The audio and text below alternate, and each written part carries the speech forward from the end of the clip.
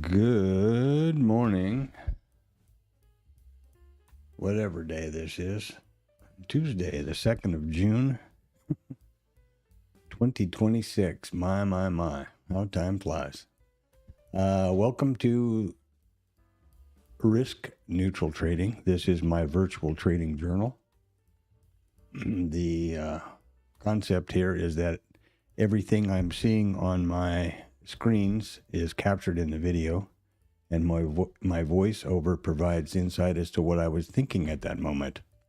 So this provides a complete, comprehensive, and transparent trading journal, and I don't have to be screen snapping and typing and all of those things. So it works out pretty well. Let me say first that the purpose of this stream is, again, my virtual trading journal. It is not to provide trading or financial advice. I'm not licensed to do so, and I don't intend to do so. There's a description, there's a disclaimer in the description here of the video. Please read that. But I will say that I trade only statistically vetted setups, which I have personally vetted myself. I trade them live here on Bookmap. So because it's a vetted setup, I know in advance that it's setting up. I watch it, I stalk it. If I get a trigger, I enter the trade, and then I manage the trade live, real time, on my stream here and my screens. And I take no trades off of the stream. That's why the stream is 7 hours long. It's the complete cash market. And then I've now started an abbreviated stream in the evenings at the Globex Open running through Asia Open, because I'm looking at the initial balance trades for those two periods or sessions, and I will not take any trades off the stream. So there you go. All right, let's get on to the business at hand here, eh? First and foremost, this is Bookmap. It's my execution platform, and this is IRT, which is my charting platform. And let's look at the reports out for the day. We only have one, and that's JOLTS at 9 o'clock, a 3-star for America. This is investing.com. It's my original news source. You can filter this and Financial Juice for any time frame or reporting you're interested in. Excuse me. And obviously you can have the financial calendar, holidays, earnings, etc. It's important to notice, to understand that investing.com only reports traditional financial numbers and news. And I appreciate that. And I want to keep them separate.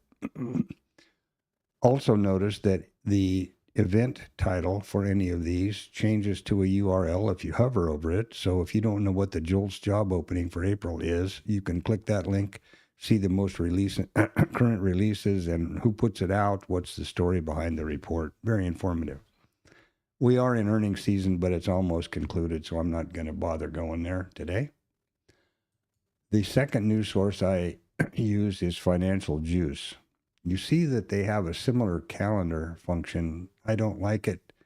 I don't like the presentation as well for copying and pasting into Discord or wherever. I prefer financial investing.com for that.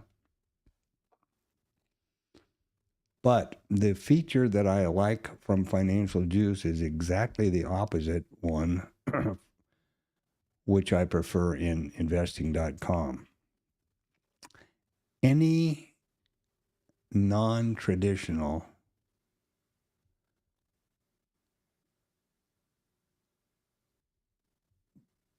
event, but which has been recognized to have a potential risk to our auction, is pulled into their calendar best they can. For example, Rubio's going to testify. Well, that's not a typical financial thing, but who knows what might be said. It's if you're not aware already, then you've had a fortunate couple of years.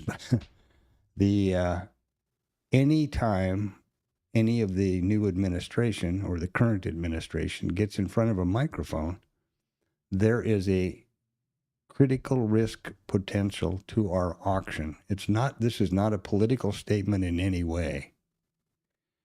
It's a fact. And let me see something here. I was trying to look at one of my chapter markers, which I don't see at the moment, but it's a fact, right? That Trump or Rubio or Besant in particular can make some statement which could have an impact on the market, on our auction. And so I appreciate that. On the right side of the ledger over here in financial juice is more of a squawk box. And you'll see here that Trump's having a heated discussion with Netanyahu and whatever else is going on. So, yeah. You have to, if you're going to be a trader today, you have to realize that your primary goal is to preserve your account. Think about it. Let that soak in, you know. What good is back testing and buying this indicator and following that influencer and paying attention to this and having these great, you know, double wide, super high, 5K curved monitors if you blow up your account? What are you going to do? Watch cartoons? I mean, it is not going to help you at all. So you have to realize that your main job as a trader today is to preserve your account. The fundamental way that you do that is to manage risk. If you are not aware that a risk potential is coming, how can you mitigate it? How can you manage it? You can't. Therefore, I really appreciate the fact that and I believe absolutely that you have to be really aware of what's going on, news-wise, presentation-wise, report-wise, speaker-wise, today's trading market. If you're not, I think you're, you know, you might as well put a bag on your head and go play in the freeway, because I think that's about what's going to happen. So there we are. Those are the news and reports. Let's get on to the pre-market. Well, IRT. This is Investor RT by Linsoft. This is my charting package. I've used it for years.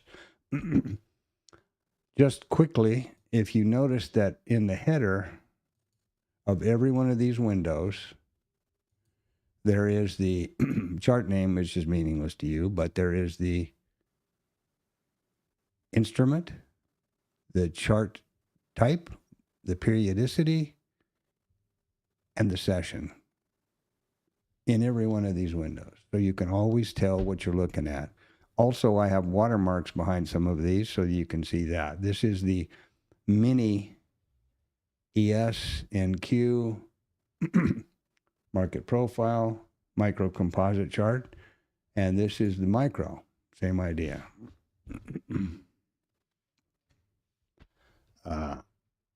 Let's see something here. We can change these widths of these. Yeah, same idea. Chart header. Window header. Micro ES, micro NQ, micro ES, micro composite chart. Now, the only difference is I do not change the market profile from micro to mini. I do change from full session to RTH session, but that's all. So let's start at the higher time frame. And that's right here. Again, the micro ES, daily time frame, 1 day session, 1 day charting or a time frame, and the RTH session. Wherever price overlaps, I draw a volume profile around them, and that generates a micro composite VPOC right here. These high and low volume nodes, which are represented by the red and green lines for this most recent, most current micro composite volume profile. And then, of course, we've got all-time high and all these other things. The high and low volume nodes push automatically to bookmap. Oh, hey, Popeye, what's up?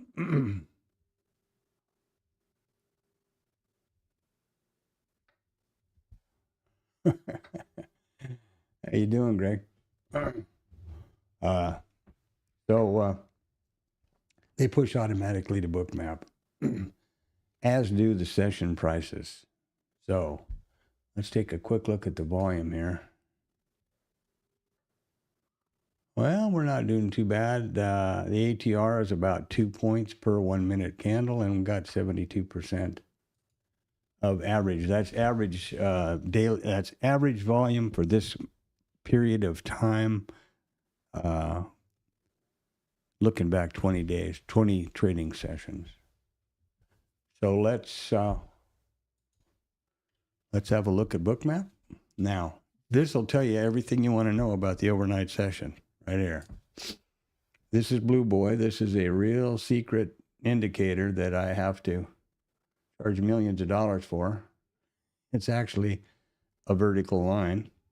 I put that on the first print of each session, and it is just a visual cue for me. If I glance left and see this line, I know that I have the entire session in view because there's the first print, and as we all know, this is the current active data. So there's our open, and here we are. We have gone exactly sideways and in a very tight range, actually, all night since 5 o'clock yesterday afternoon. Now, let's look at the bookmap columns from right to left. The micro composite column, here's our all-time high, put in yesterday. Again, these are where I manually enter values from the micro composite chart in IRT. This is the high and low volume nodes, which push automatically, as I mentioned, from IRT to bookmap. And this is the full session volume profile.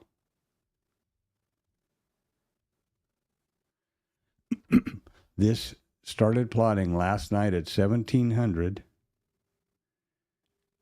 and will continue through 1600 today. This is the full session or the Globex. This is not the ETH, just to be clear. These are the RTH volume profile and delta, and they will reset this morning at 8:30. My statistics column, which is important to me, and then these are the session prices, which push automatically from IRT to bookmap. And I publish these starting at 1700 on Sunday evening through 1600 on Friday, continuously. And if that would be, they would be of any use, just drop something in the chat that you would like the session prices, and I'm happy to share them freely, no problem. I do with a lot of people in the TLab and wherever else is the least I can do. As long as I have the data, I'm happy to share. Free, by the way. And it's, in case you're worried, it is I push them up to Google so that what comes down to your side is a Google CSV file link. And I think that should eliminate any fears about, corrupted data or some nefarious package that's coming straight off of Google. So I don't think as far as I know, that's as safe as you get. Now, I don't have a dome on my bookmap anymore because it was a bunch of extra columns I wasn't using, and I want the real estate for the heat map chart. So this is the most important column from the dome. This is the resting liquidity or the order book at every price, and these are the prices. Pretty easy, huh? Notice there's no heat map on my bookmap or IR. There's no heat map. There's no indicator on my bookmap chart or IRT. There's just, because I try to keep this, I have to keep it simple because that's the way I think. I only use price data, volume, and probabilities. So over here, there are POC for the full session, which is a more muted yellow, and a POC for the RTH, which is a brighter yellow. POC is nothing complicated. It is simply the price at which the most contracts have traded so far in the session. Nothing more. The split second that some price over here trades one contract higher, this yellow line's going to move there. That's it. Easy. The mid, guess what that is? That's the mid price. The VWAP, which is the volume weighted average price for Globex and for RTH, and then these session prices, and you can figure out the acronym. You know, this is settlement, the overnight high, the previous close, the RTH VWAP, the overnight volume point of control. Real easy, huh? One thing, or two levels that sometimes do confuse are the IBH and L, which stands for initial balance, high and low. Don't know why somebody decided to call that initial balance. It's from the market profile world. But what those two values actually represent are the high and the low of the first 1 hour of the RTH trading session. That's it. Now, there's a statistic, very widely understood and watched statistic that evolves around those two levels, basically because they seem to show a tendency of the market movement for the first 1 hour, but that's it. So let's look at the statistics here and how that works. There's only two criteria, again, simple, right? If we opened, let's determine the open type first. If we opened right here, right now, how would that price compare to the previous RTH close? Boop. Lower than the close. How would that price compare to the previous RTH range? Well, there's the low, and there's the high. So it's in range. So this column title needs to change to lower in range. Oops. And I changed the column title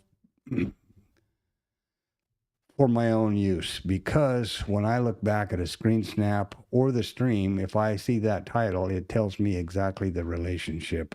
So I don't have to do all that figuring out, and I know intuitively what the relationship was.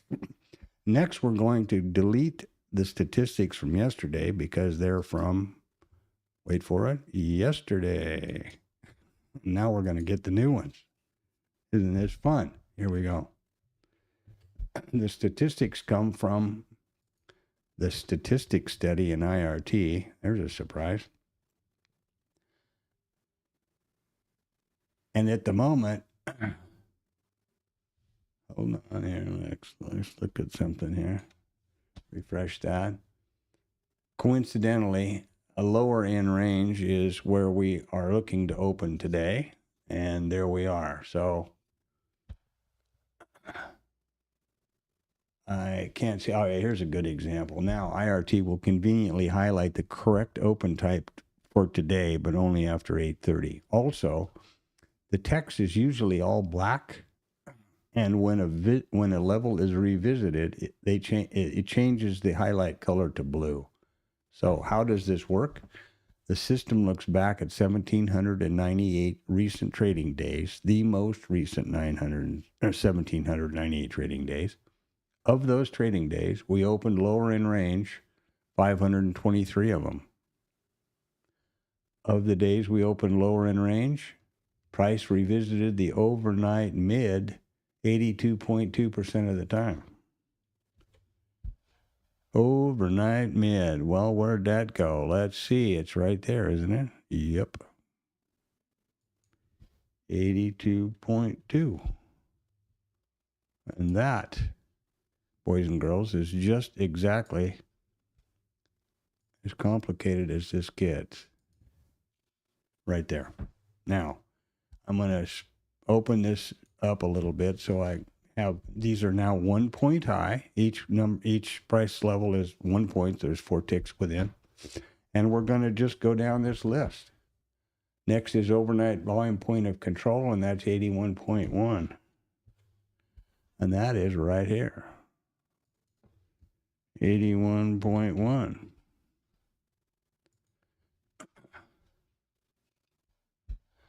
Previous close, 73.6.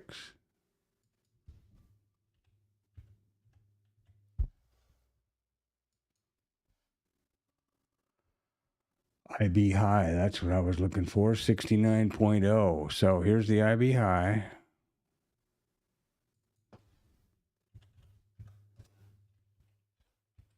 And I need to put the initials here because, remember the definition, the minute we open, this is going to move to above price and the low will come up below price. Chances are pretty good it will not be at the same location, and I will wonder what the hell was this level and this statistic, and now I know it was the IB high. Previous POC is 67.5. Well, that's right here.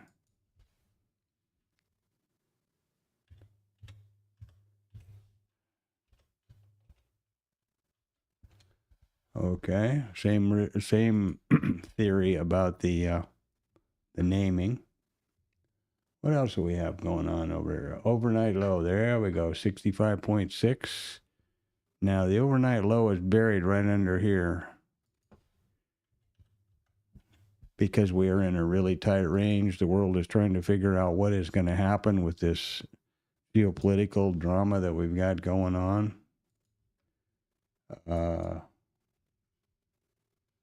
Where's the overnight high? I want that boy in here. Overnight high, 51.6.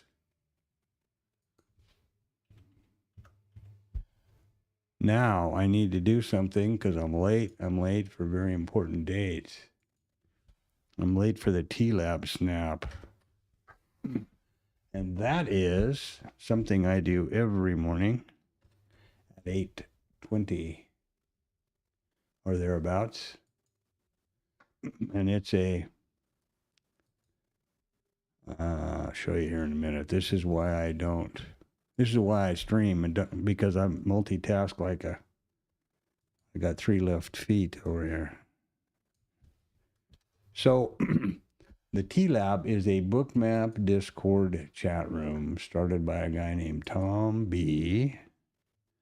And every day about 6, I post the reports for the day, the snap of that from investing.com. And every day around 8:20, I post this snap or this view. And this created out of when I was real active in the TLab. I noticed that a lot of people would, what's the POC? What's POC? What's POC? You know, everybody would be covering up the chat with all these questions, valid questions, because they didn't know. So I thought, well, maybe it would be a good idea if it was just one post that had every number that everybody needed to look at or was curious about, and they did not have the charting to get that. So that's how this particular tab evolved. And the TLab then is as I said, it's a bookmap Discord chat room started by a fellow named Tom B. and continues to be led by him. Even though it's sponsored and provided by Bookmap, you're not solicited for anything ever, or at least to this point, I've never heard of it.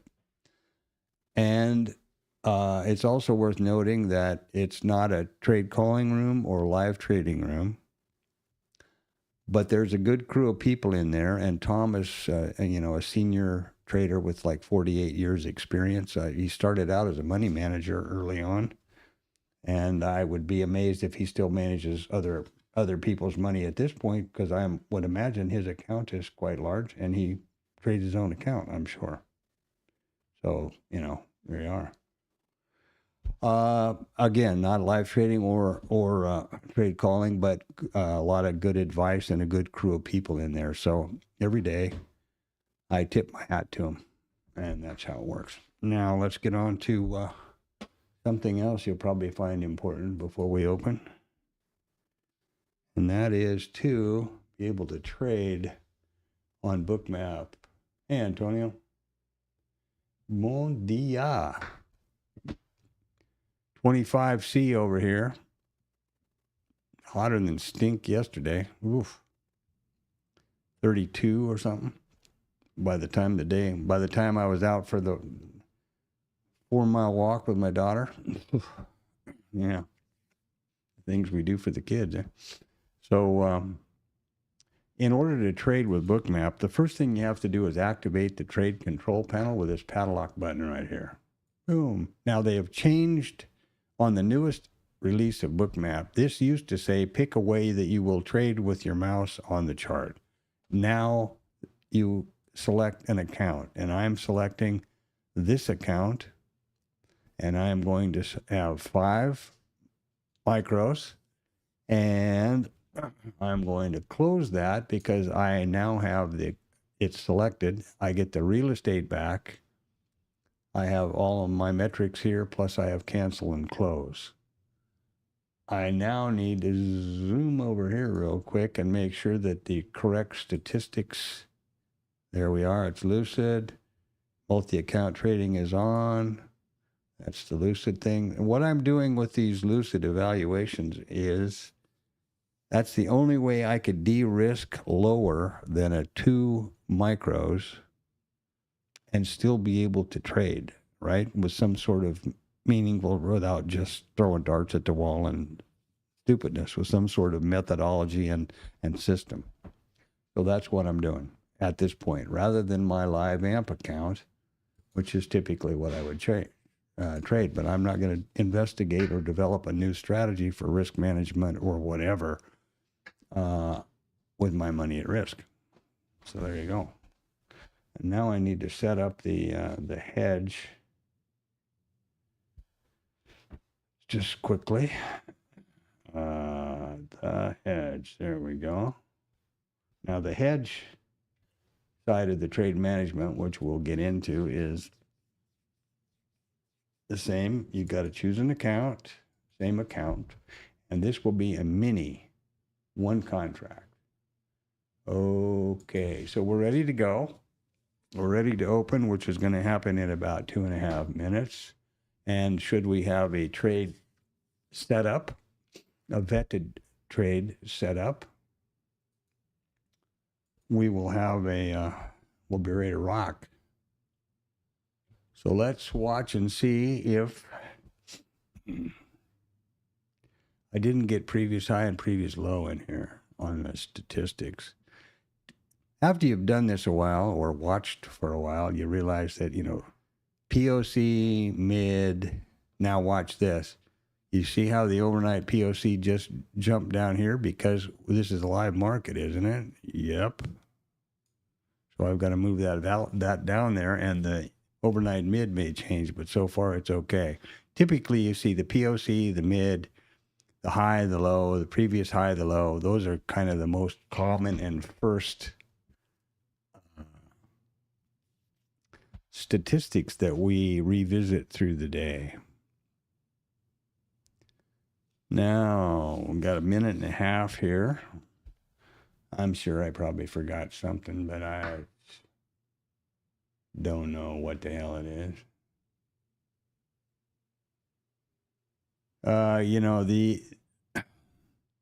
All of this theorizing and data and analyzing of the trade setups and everything is all really important, and I don't waver from that. But this geopolitical mess we're in now, with the fact that some yahoo could come out of no place with a tweet and jump the market, 50 handles one way or the other, is a real dangerous environment. And until this mess is over with or quiets down some in Iran and the Middle East, I think that's going to take precedence. That's the lead risk that I see.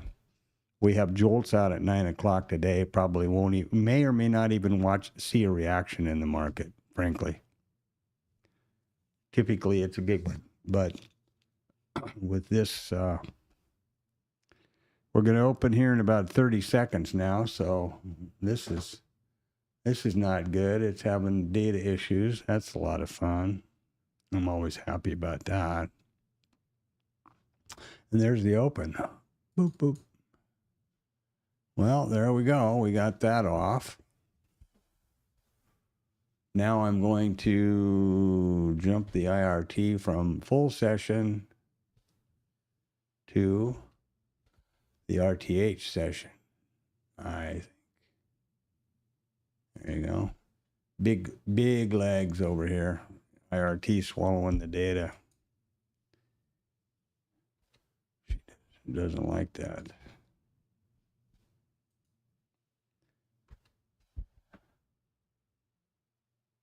So here we are. There's yesterday's RTH. What a range that was, huh? We had all those singles open, and then going into the last moments of the cash market, we closed the singles all out, and here we are today. Let's jump over here to this one. The reason I changed these sessions is to keep the relationship of the session prices consistent with what those boys and girls who use them expect.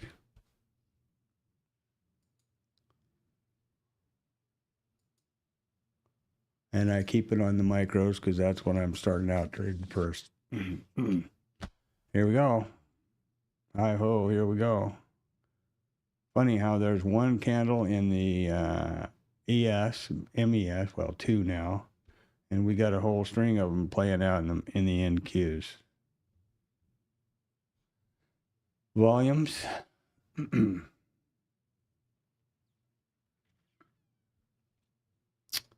Okay. So remember, hook in and hang on, huh? What have we revisited? Well, we revisited the overnight volume point of control already. We didn't quite get down to, did we?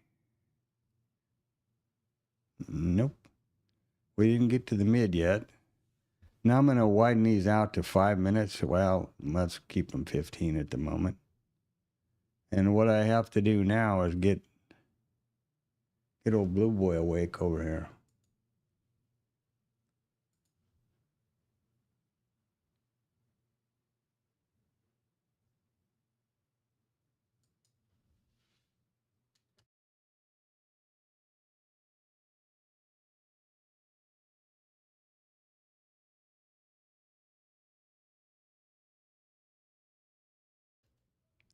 Oh, yeah.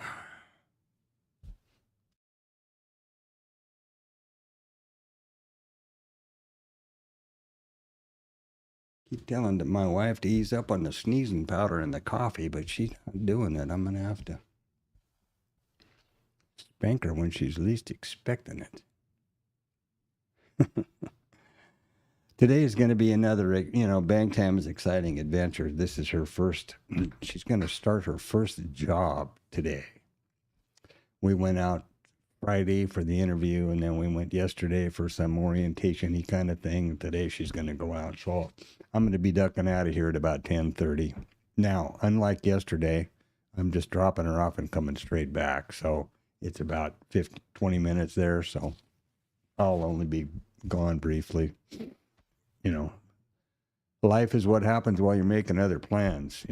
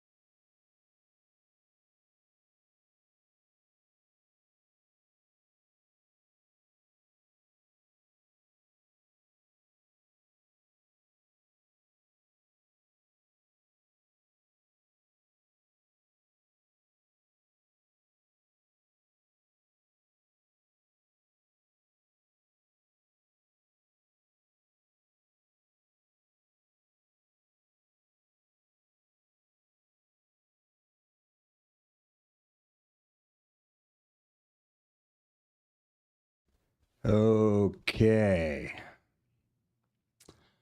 So our IB is running out about 10 handles at the moment. Remember, we've got JOLTS at 9 o'clock, the top of the hour. Whether it will jolt or not, I don't know. Used to. And we'll start. We have our initial balance statistics and data starting to form at this moment. Now, just to run through, gotta fix these chapters.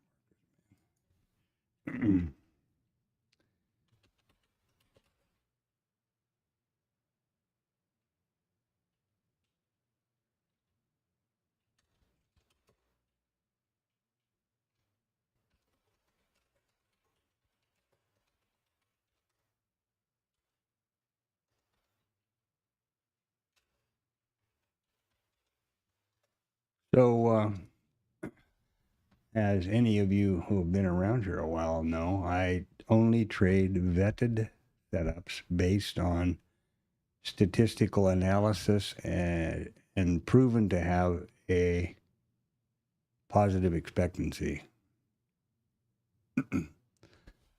The problem is, I'm an old cowboy from Montana. I'm not some young whiz-bang code guy.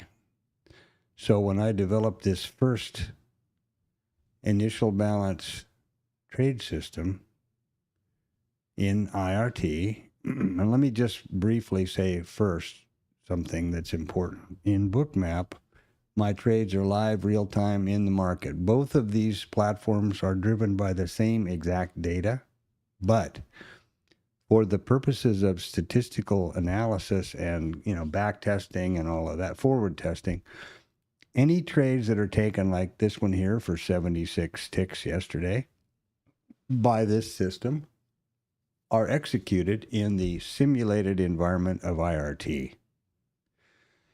Also, it's important to note that the chart here has nothing to do with the trading system, except that it accurately reflects the zones in this case, or, I want to see if the action that I have programmed is happening when and where I expect it to. So all these charts do is a visualization for me of the trading system. Now, back to the mission here, back to the statement. So this took me forever to code up. It works great. I can do back testing.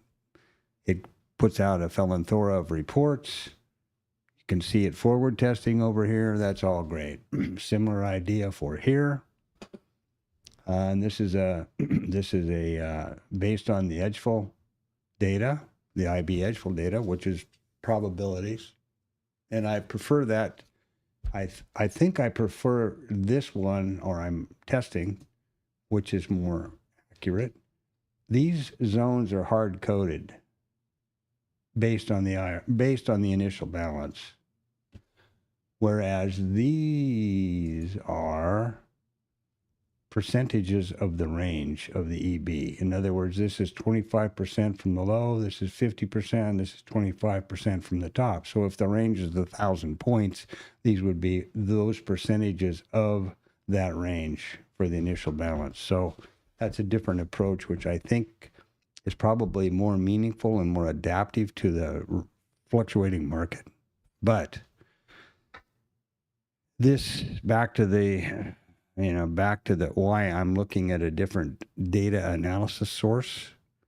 The coding here takes me forever, and my goal in life here is not to be a code monkey for IRT or a programmer for anything. My mission here is to develop a consistently profitable trading business to support my family and me.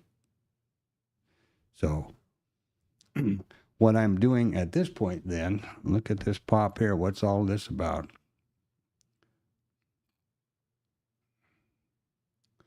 My what I'm doing at this point then is I am leaning on this data.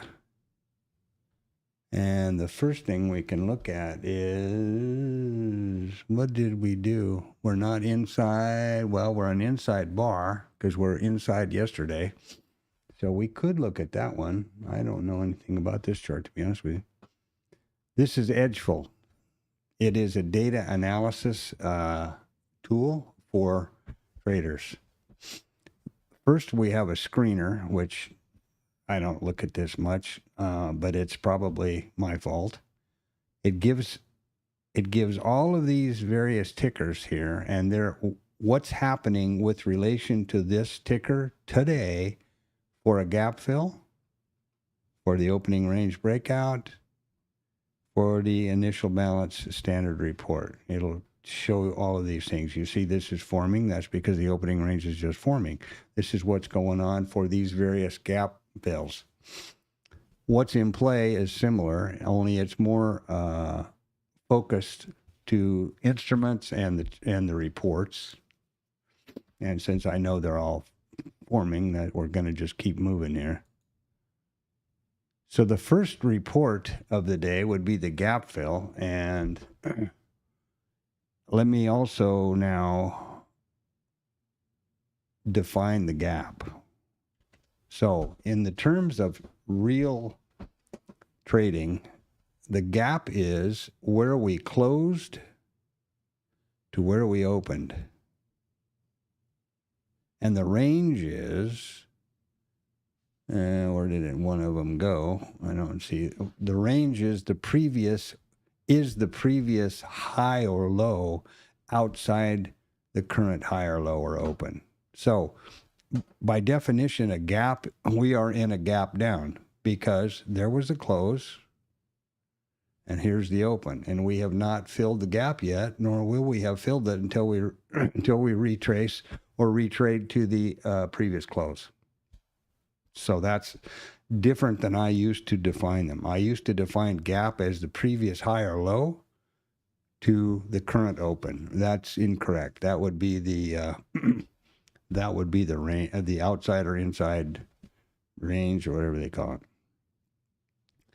So let's move past the gap story here to the initial balance breakout. Okay, so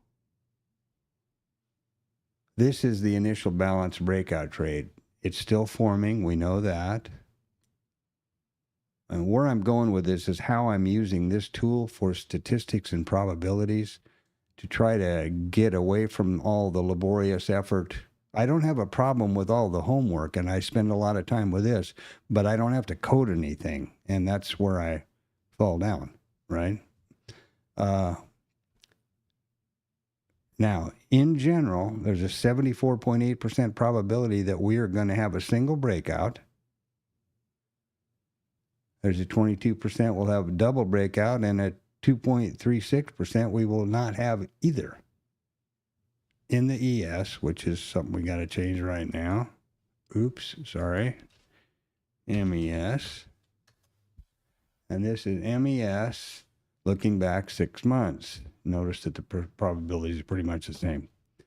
Okay, that's pretty interesting. But let's look at this one. By weekday. 57% probability from 78 that we will have a single breakout.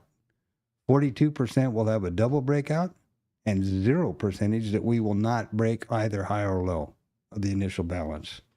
Look at the difference. There's Monday, Tuesday, Wednesday.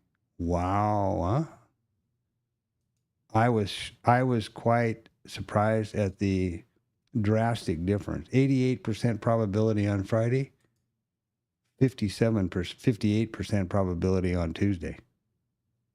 This is meaningful data. So here is our probability of breakout. The next important thing to do here is the retracement or rejection. I'm sorry. This is really interesting. And then we'll move on to the cadence of it every day.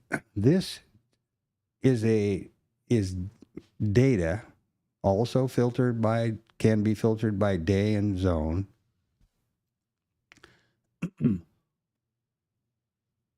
If the IB high forms first, this is the probability of breakout. If the IB low forms first, this is the probability of breakout. And how do we know that? Well, we can go the simplest thing, which is let me also say that I've never used TradingView before. Antonio does often and says it really enjoys it, and I agree with him. When you subscribe to Edgeful, you automatically get access to all the indicators that they have coded for TradingView. And I'll show you what those are right here. Right here. Invite only. So all these indicators are coded by Edgeful for TradingView. Well, so I thought, okay, and I got to say this is really slick and easy to use. Handy. So the indicators I'm using are the sessions. There's Asia. Here is London, and here we are with U.S. The opening continuation candle, which is this line right here, and it also colors the box, and the initial balance. Well, here's the initial balance stats. So far, we've got a 9.75% or point range. We haven't broken out either one. Okay. There's the IB high. There's the IB low. Now, what we were just discussing was the relationship of which of those levels was put in first. So far, it's the IB high. See there? Boom. IB high first. This is the IB low. The continuation candle, which is a study that we'll look at back on Edgeful in a second, is real simple again. The open of the first print of the initial balance. I have the opening continuation candle set to the same time frame as the initial balance, which is 1 hour. The opening print and wherever the closing print is. Now, this is going to keep bobbing up and down. At the moment, it's green because the closing print is higher than the opening print. If this goes down below here, it's going to be red because it's lower. Football.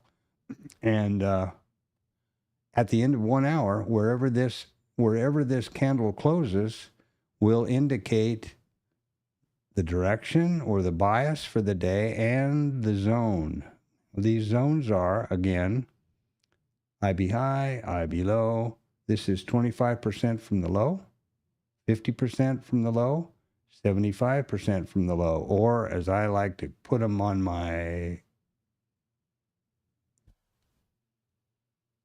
IRT coding, this is 25% off the high, this is 50%, this is 25% off the low, just to make it easier for when I push those values to Bookmap, which you can see right here. There's the IB high, there's the IB high 25, there's the 50, there's the IB low 25, and there's the IB low. Okay? Those come from IRT. So what we'll do now is watch the development of the initial balance and the continuation candle, which will give us bias, and then the zone direction.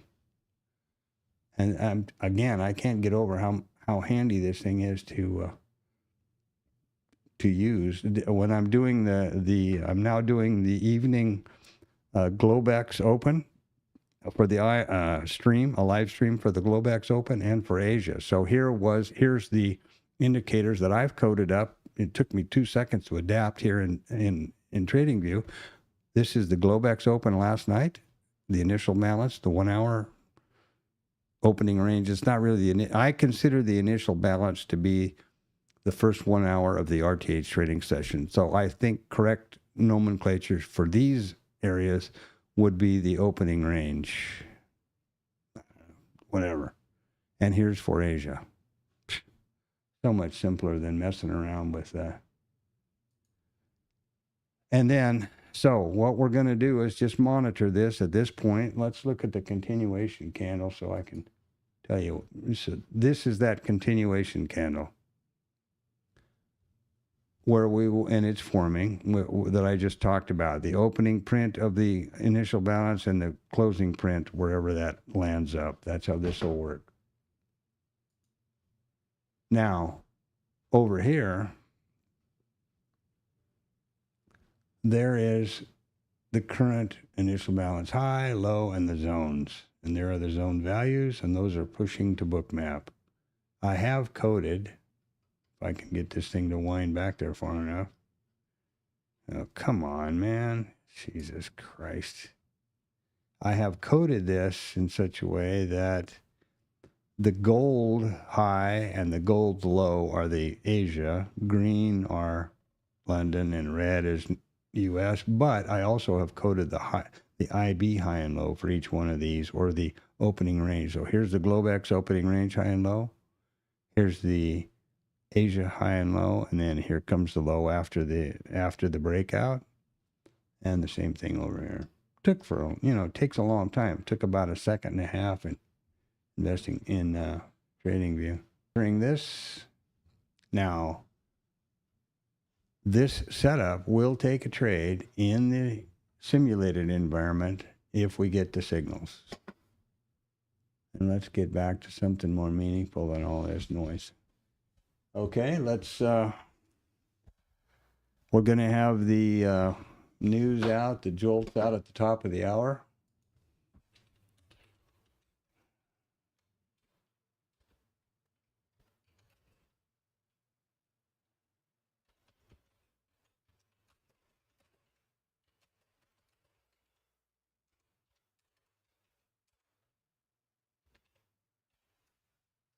So the short version of that long diatribe about using Edgeful and using and graphing it out on TradingView and all that is to alleviate all the hours I spend trying to code these things up, and I'll show you the backtest functionality of Edgeful at some point today. It was phenomenal. So it will. I think it can pretty much replace my needing to do that on IRT. That's the point. I want to be a consistently profitable trader, not, Bill Gates or a code guy.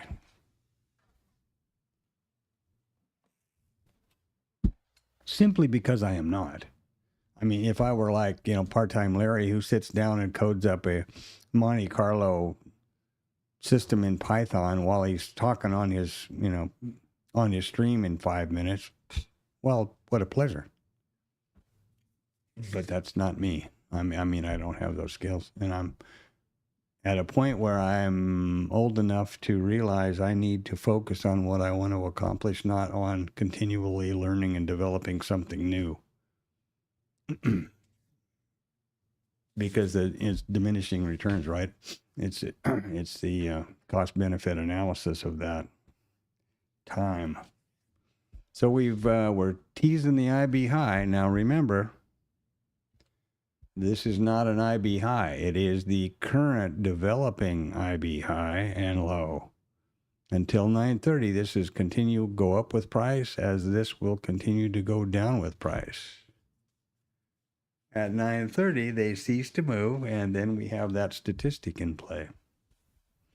And I have to remember that 9 o'clock, we're shaking Tam's tree, and then, like I said, at 10:30, I got to dust off to take her out to her first day. Little princess is going to her first day of work. Part-time summer. She's a student in college, so... But it's Tam's big adventure. And I did all the usual protective dad stuff. I got a police report of this place she's going to see what the area was like. And, I think you have to, as much as I am, it sounds funny on the surface, but really I think in this day and age, it's important. God knows, you know, there is a lot of crazy going on, especially at a place like this.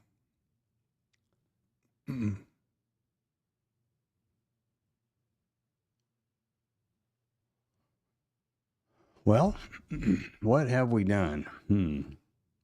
We're just in a real tight range.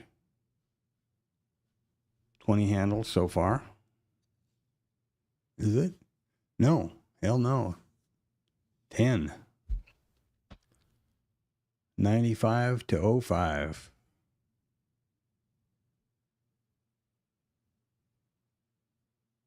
Tight. There's all, God knows what will happen politically, geopolitically, tweet politically.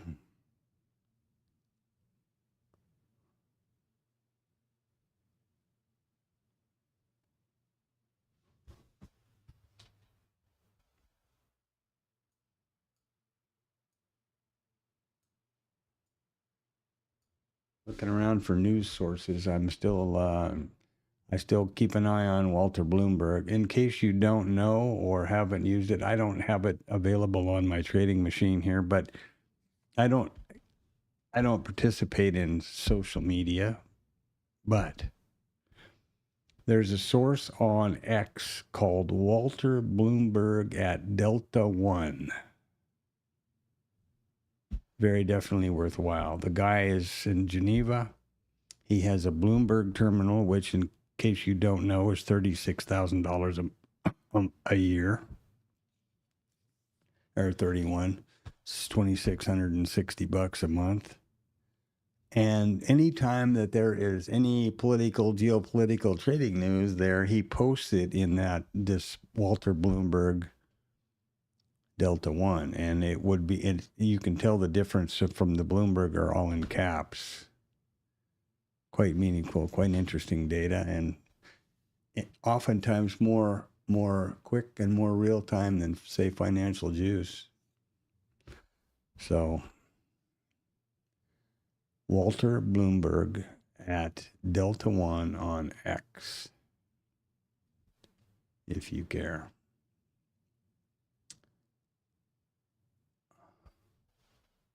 And let's actually see what Uncle Walty Boy's got to say. My setup here is kind of strange. I have, well, the last one was 2 hours ago, and it was a quote from a phone call of Donald Trump with Netanyahu. Quote, "You're fucking crazy." Trump to Netanyahu, apparently blasting him about what are you doing with Lebanon? You're trying to jeopardize the U.S. negotiations. So good for Trump, actually, because that was my first reaction. What is wrong with these guys? Let's get one of them over first. And if that's really the case, which I suppose that it is, that's good for him, good for Trump. Don't say that often, but, you know, I'm sure I am definitely... I definitely will. Give credit where credit's due, that old saying. Anyway, so that's from Walter Bloomberg. That is the last post from him 2 hours ago here on the X. And I don't quite know how to refresh it or do any of that stuff, but I'm sure you guys do. Top of the hour here, another 30 seconds or so, 45 seconds. We're going to get JOLTS, and let's see if we get some reaction to that. And I'm going to have to skedaddle down the hall here and wake up the princess. It's got to be careful when you awaken a sleeping Vietnamese tigress. You better go in there with a whip and a chair, maybe. I don't know.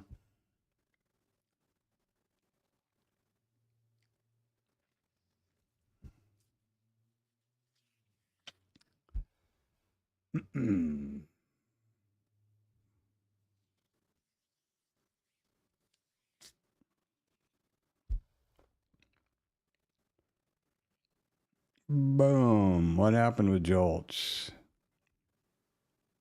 You see what kind of a reaction we're getting? Not much. Let's see what my other newsboys have to say. Okay, well, of course, JOLTS just went right into the garbage can based on all the geopolitical stuff that's been going on here. Now, this is 8 o'clock stuff. And here's the JOLTS report. Let's see what Financial Juice has, or investing.com has to say. These guys, since they reviewed or revamped their website and put all these ads and changed the format, it sucks.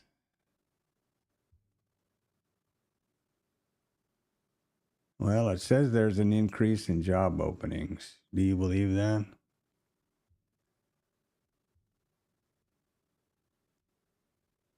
I don't know. Okay.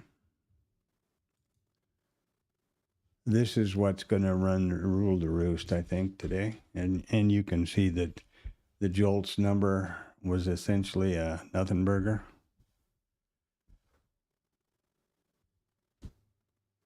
Okay. Wish me well. Wish me luck. I got to go. Enter the den of the tiger.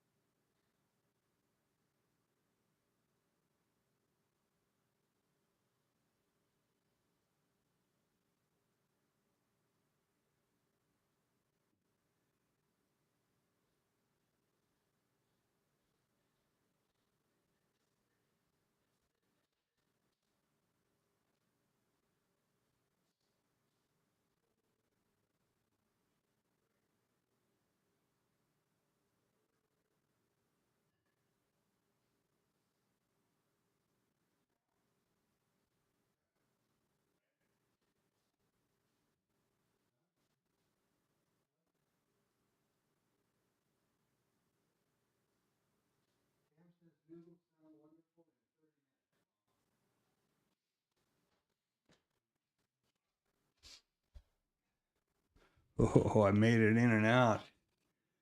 So we're pushing that IB high up towards the close. Now, in technical terms, this is approaching closing the gap.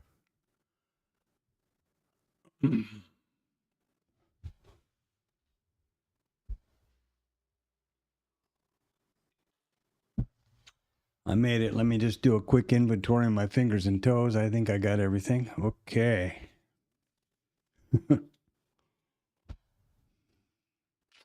Yeah.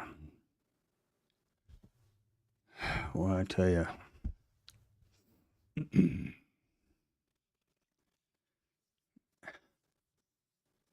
I hope that this dust up drama in the Middle East, is taking the wind out of Trump's sails a bit in the administration over here. And once they bring this under some semblance of control, they'll go quiet. I'm over this constant reality TV drama crap.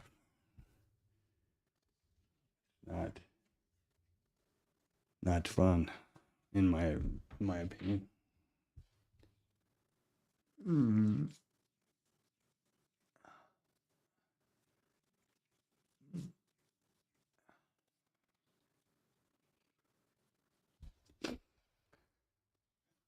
Got a lot of liquidity laying there at the 10s.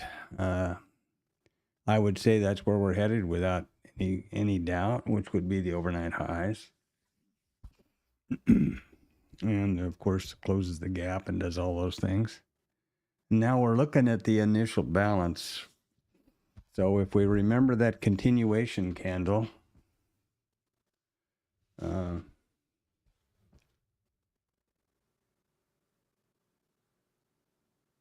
yeah, here's something important about it. Now this is the JOLTS report. Okay, oh boy, there's more jobs. Wait a minute. This is 22, 3, 4, 5, 6. For 5 years, for 4 years. Maybe not so great. So anyway, let's get back to the business at hand here. Make sure we're printing. Are we lagging? We're okay.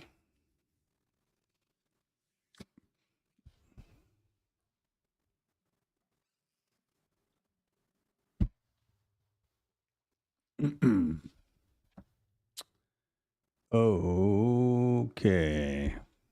Oh, yeah. It reminds me, my singing isn't probably nearly as pleasant as the Mambo Kings over here. I'm going to try some salt out today. If this is, I don't have speakers, so if this is loud or obnoxious or something, one of you guys speak up. I'm happy to switch it off or turn it down or do something to it.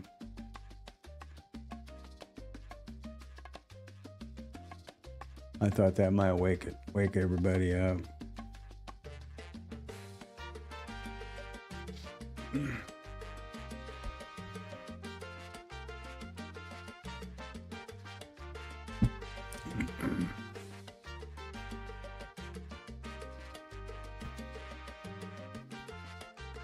So where are we? We're just 908. We're not really into the data yet. Green candle is forming. Yes, it is.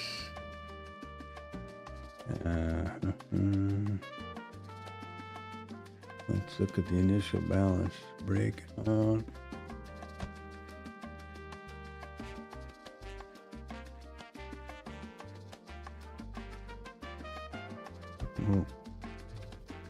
This is all templates. These are templates I've built so far. I'm kind of trying to get them going.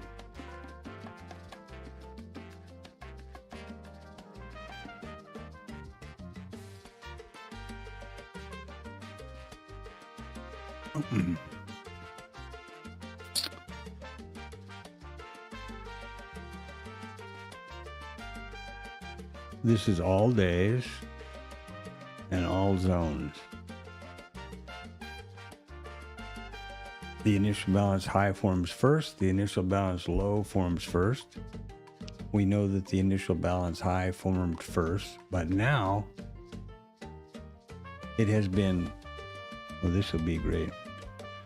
Notice what's happened. We formed the initial balance high first, and then we came down for the low. Now, initial balance high has just been pushed up here and again here. So all of a sudden, the initial balance low was formed first. Get it? Understand? I'm talking to myself here, remember? So we have now moved into this category, which says that there's a 76% probability the initial balance high will be broken out first. And if we look over here, you see how this is pushed up?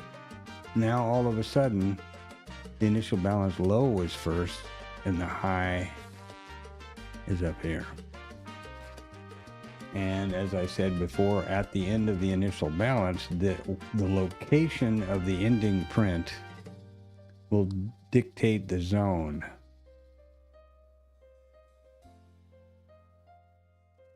And we're only 13.5 points on the, or 13.25 points on the IB so far, too, also, by the way.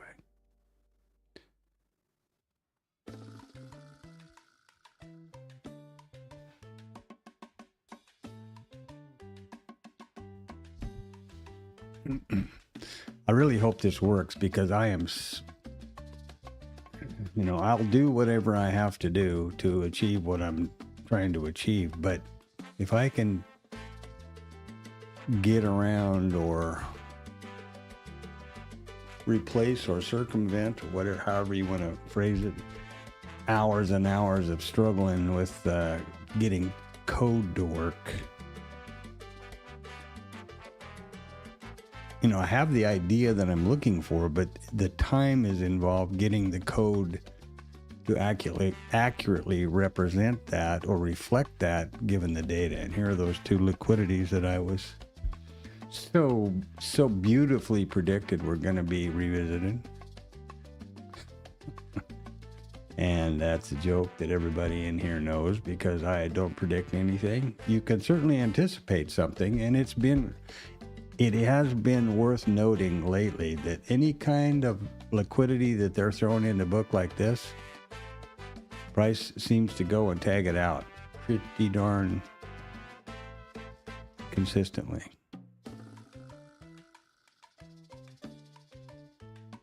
So there you are.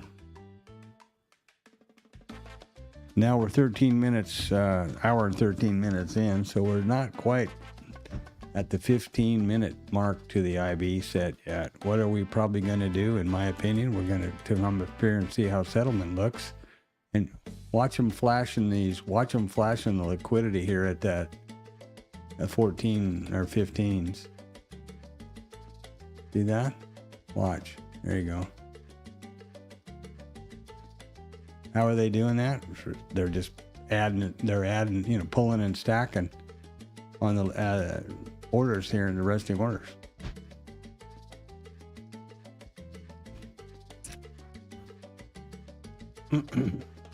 Okay, welcome to the stream, by the way. Anybody who's, welcome to the stream. Antonio, Popeye. Local guys. Anton's, floating in the ocean drinking suntan lotion. He and his family have taken the week off. And good for them. If you guys remember The Lovin' Spoonful, you'll recognize the line from that song.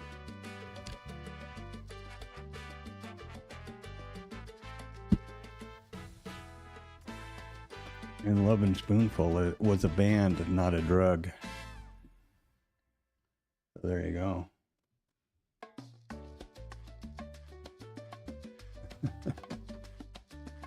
Yeah.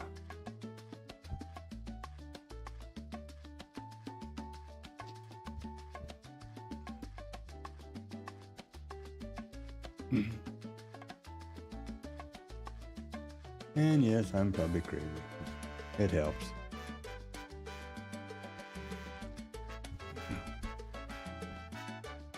Now we have to start thinking about the anticipating.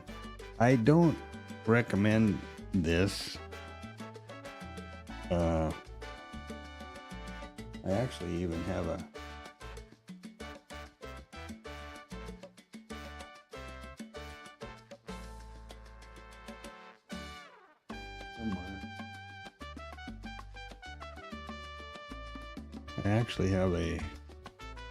chapter marker from long ago that I don't recommend front running a statistic. Typically, like for example, okay, we're going to keep going up here. We're going to take the IB high. I'm pretty sure we've pulled back down here, and now we're going to go up and get the IB high. Well, it's not an IB high or a statistic until 9:30. You know? So I'm not sure that there's a lot of positive expectancy in that kind of a thinking. Now, having said exactly that, let's continue our filter down here. So we are now, oh man, I can't believe I'm on the right screen. So let's look at the days now. Let's look at Tuesday.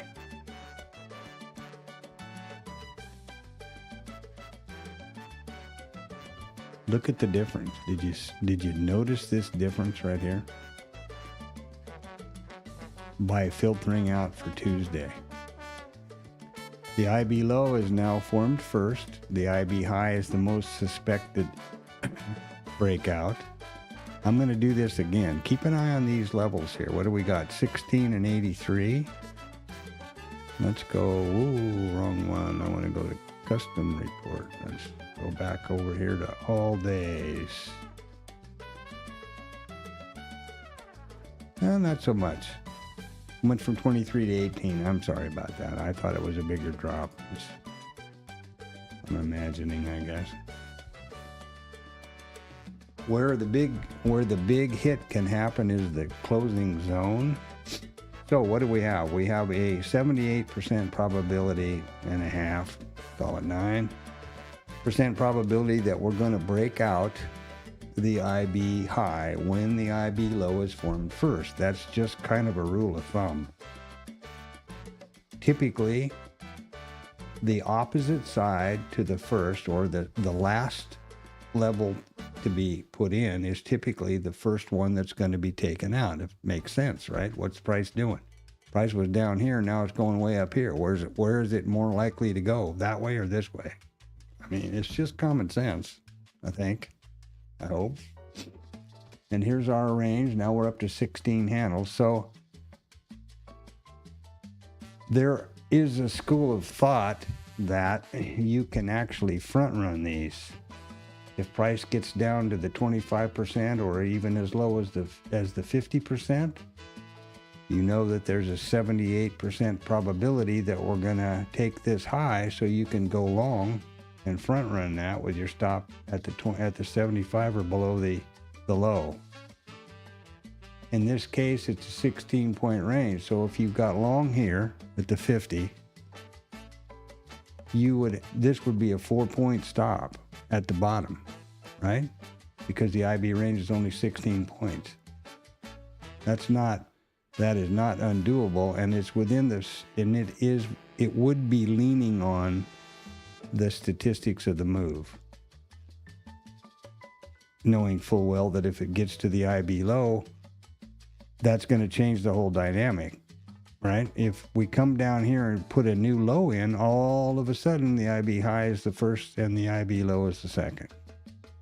So I am a little bit cautious to be trying this front running idea. There's also some thinking that with edgeful people that because the market has been going up, you know, with irrational exuberance,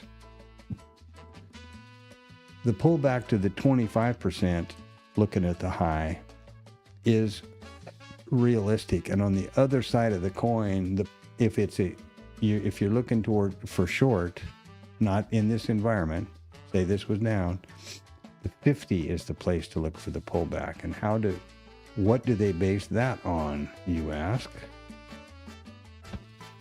Let me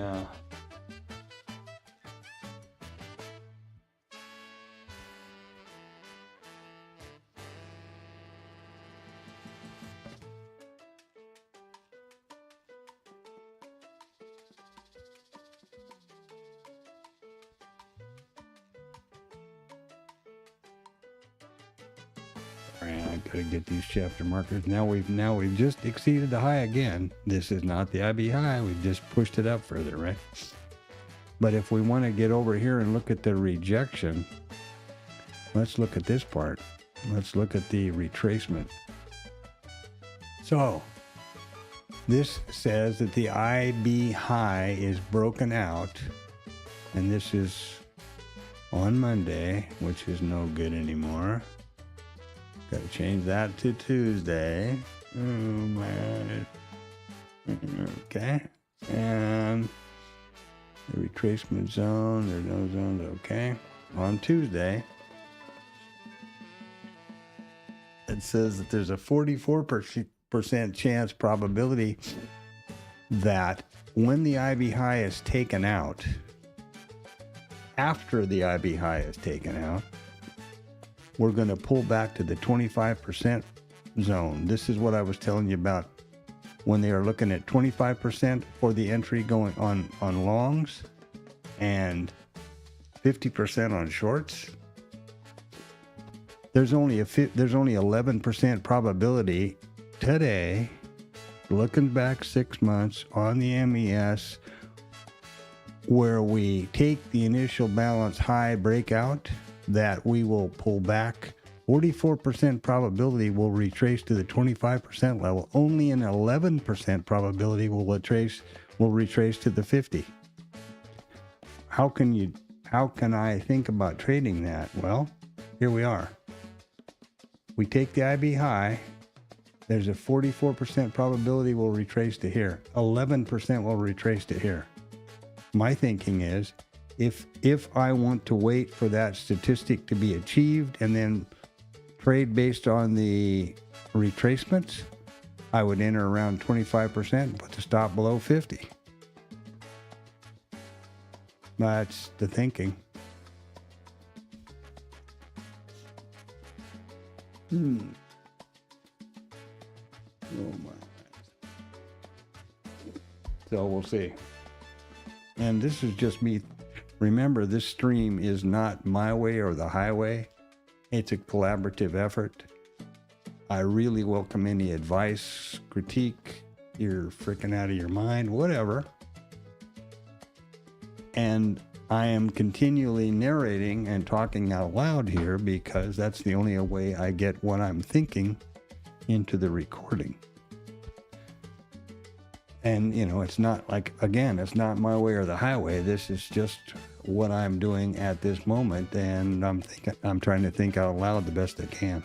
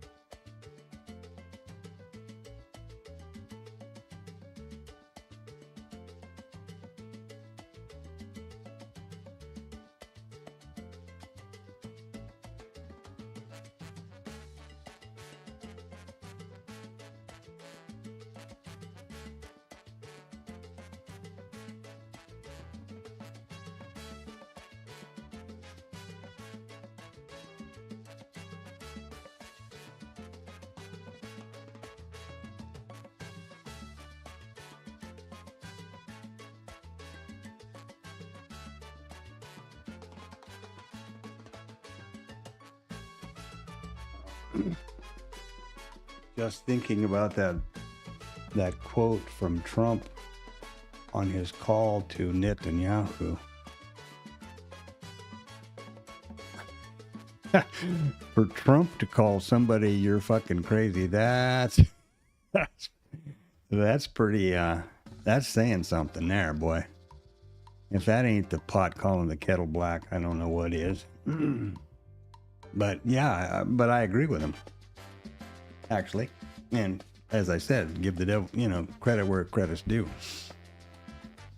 This is the kind of thing that spooks me here around these statistics. Now look at this pop. I don't think this was based on just market flow. we're at the high. We're just below settlement. But keep your eyes on the 20s up here. That's been in there since, well, with a little pulling and stacking, but that's essentially been in the market since 8:35.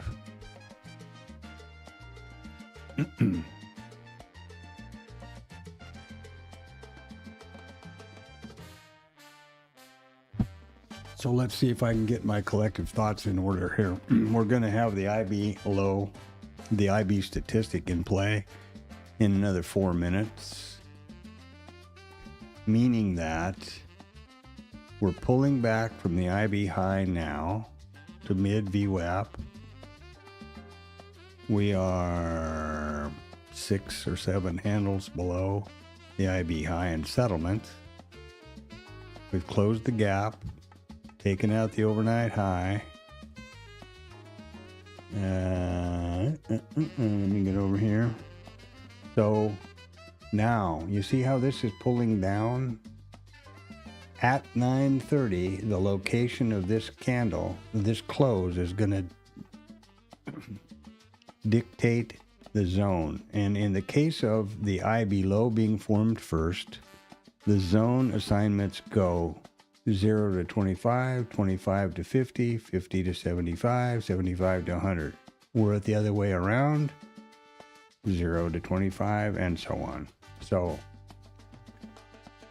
and I can tell you from experience the other day, if we close this down here below 50, it's going to have a huge impact on the probability of taking the IB high. I almost hope that it closes down there so that I can show you that.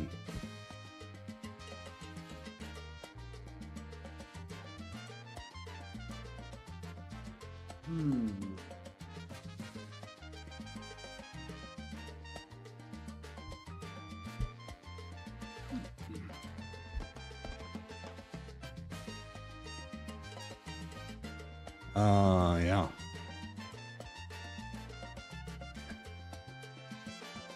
And remember that our open is here. Yeah. Opens at 98. So, you know,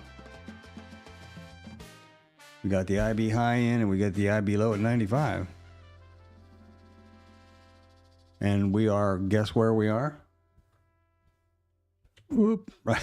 Mid.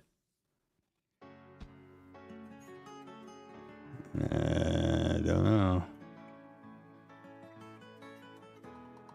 Minute and a half.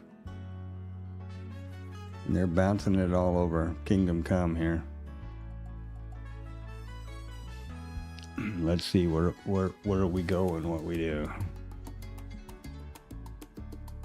I hope it closes below the 50 just so that I can, well, I can illustrate it anyway. I think you understand what I'm talking about. See how we're just dancing around over here? We were down here, now we're up here, and boop, boop, boop, boop, boop. Now, if it closes right here, I have to make the decision. Do I want to bet on the long? Or, you know, we've opened the IB up to 17 points.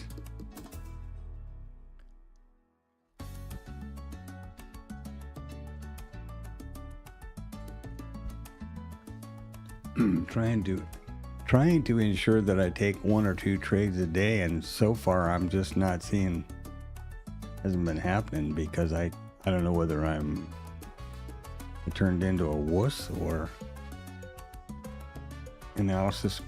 paralysis by analysis, or I'm being a prudent trader. I don't, you know. Remember, well, now we go. So there has been the close. We closed in the 25 to 50 range. So let's skedaddle back over here to the IB real quick. Okay, this is the retracement. Let's watch this. Tuesday, schmoosday. Okay, let's look at the rejection now. This is This is where we're going to put in our zone. Now we are in the 25 to 50 zone.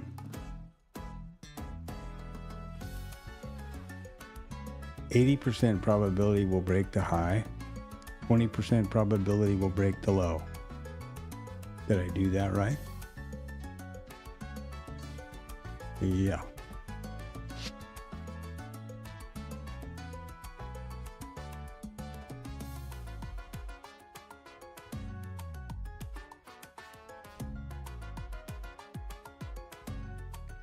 Which is good. So I should have taken the long here off the mids.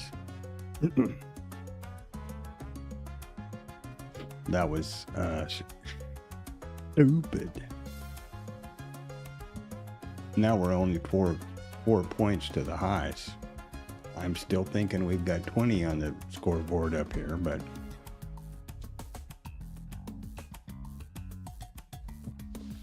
I definitely need to be doing this faster. That's for sure. That was really that was a bad move.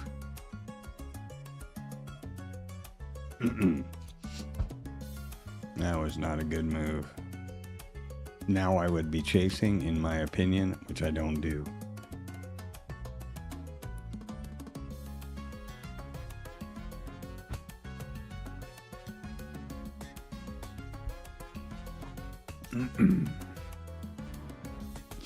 The place to have anticipated that was here, I guess, and had the resting order on the longs. Now the way I'll set up the hedge order, just FYI, is let's assume that I'm going to put an order to get in at 5. Then I'm going to have my second order here at 2. That's 3 points. And my hedge at a short for 2 points. 2. Then this is not going to give me any room to get on the way up. God dang it. This is killing me here, boys and girls.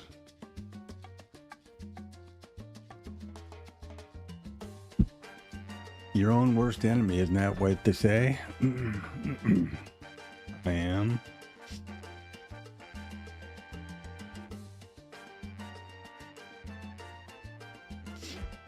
Damn it.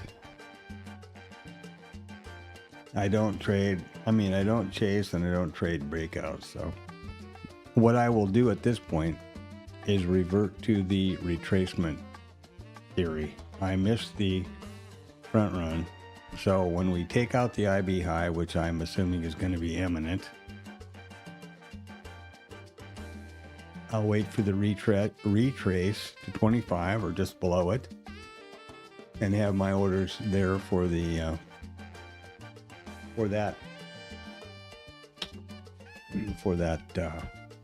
setup. There you go. So that probability that we're gonna of 80% that we would take out the high came absolutely true. Was borne out. The fact that I'm a wuss and didn't get long on the front run is also true. And now I will be looking at the retrace probability, which is over here. That's rejection. Let's look at the retrace. So here's the retracement. With the IB high taken out first, there's only a 44% probability that we're going to retrace to 25%. It could keep running, in other words. But an 11% probability that we're going to get down here. And there's no zones involved, and I got everything right. Tuesday, the correct time, the right thing, the IB. And something else that you should watch when you're looking at this, if assume you will, is the data points, right? You don't want to be looking at something that's got a data point of 1. So yeah, I've missed the bus, unless they come back to the bus stop for round 2. Buckle my shoe. And here we are. There is the IB, this box here. There's the candle closed in the 25 to 50 zone, and there's the IB stat taken out. Just like clockwork. And you can see confirmation of those things up here if that's a question.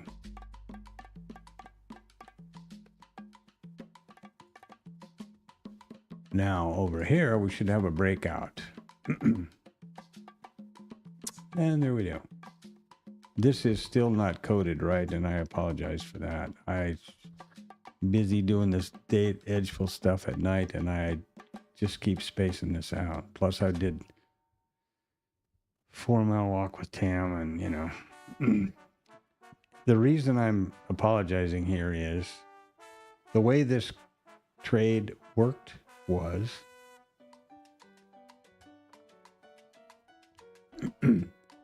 it opened down here, it traded up and broke out. The breakout signal is open in the range, break out, close above in this case.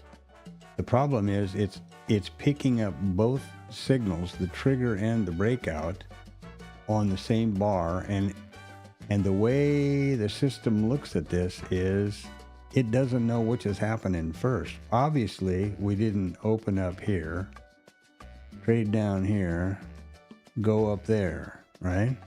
So the breakout is one signal, the trigger should be a second signal. In other words, breakout and no trade yet, and then pull back to the 25 for the trigger and then go long. So I apologize. Let's look at what's happening with the old beauty over here. Well, I don't know. Well, what's happening is I've got the damn chart all goofed up. There we are. So we've had an A signal, but no B signal yet, which is wrong because there was a B and here's a trigger. How is this? No, well, that's because it wasn't updating. A B, trigger, for long.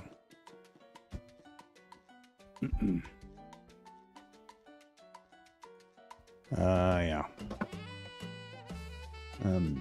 Let's get back over here and deal with it. And on Bookmap, we have the IB, the percentages, and here we go.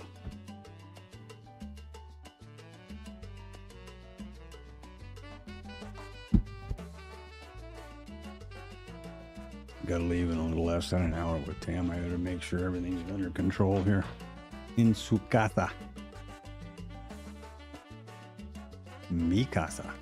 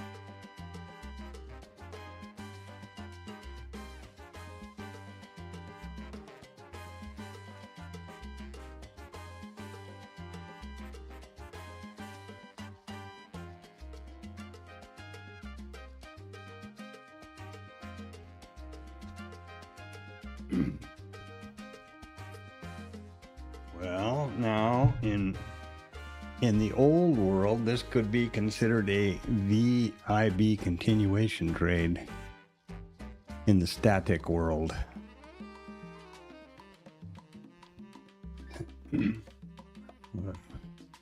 We'll see. I'm going to wait for my signal at the retracement.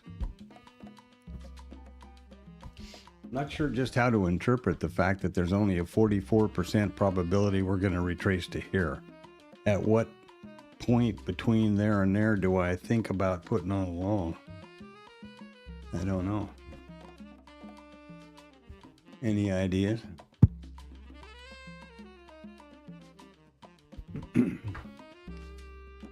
I mean, I could just put it on here, but where are we going with it? 12 to 17? 20, 22, maybe? Who knows? These would be classic IB continuations in, the old world. TLab or wherever. Static.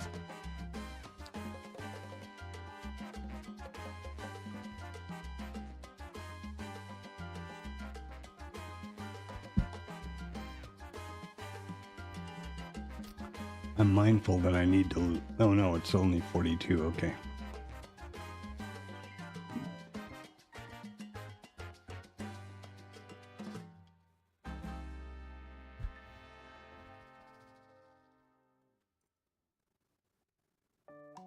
Now my brain starts going like this. Okay, so here we're going to pull back and let's be looking at longs.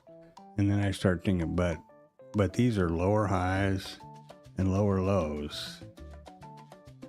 And we're at the top, so is this leading to a mean reversion trade?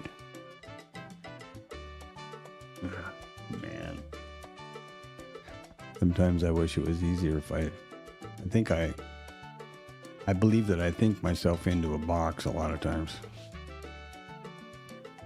And look at them flashing down here watch them flashing at the close.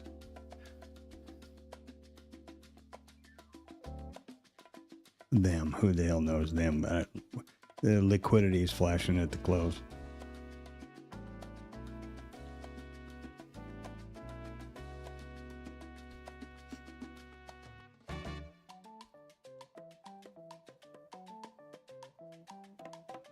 And this is a classic IB continuation.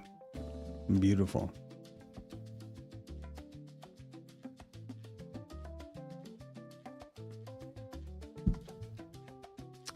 And wouldn't I have felt pretty clever if I got on this 50?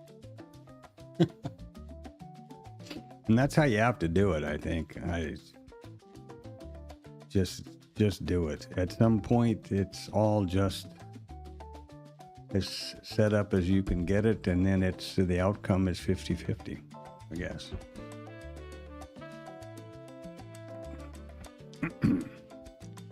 This is pretty darn disappointing, though.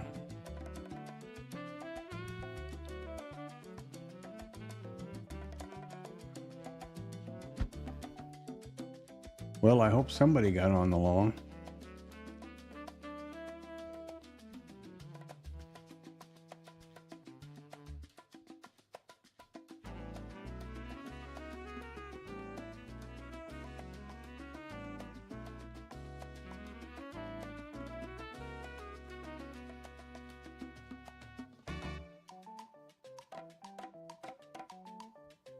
Something is not right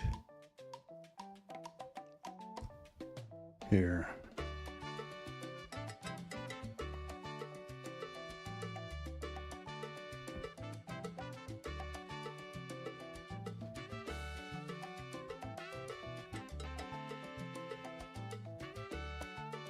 Now we got a high volume node way up there. They're gonna pick all these off. God, when am I gonna learn? Oof, painful. Now Monkey Boy is, of course, suggesting many things I should do to myself, which would inflict pain, including, take the breakout, chase it, do all that stuff so he can, excuse me while I go lock him in the garage.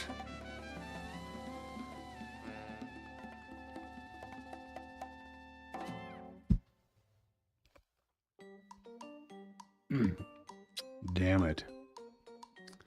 Damn it, Janet. How is this possible?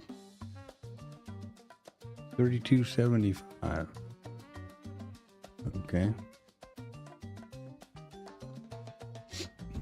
Remember, we got yesterday's high way up above us at 32 3/4.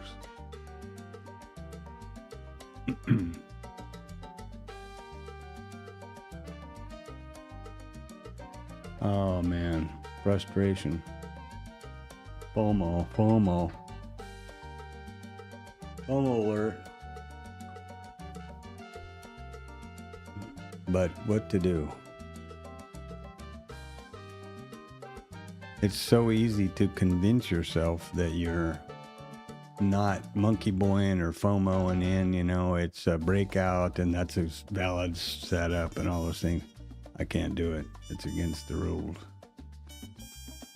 But I don't know what to do about that. That is a problem.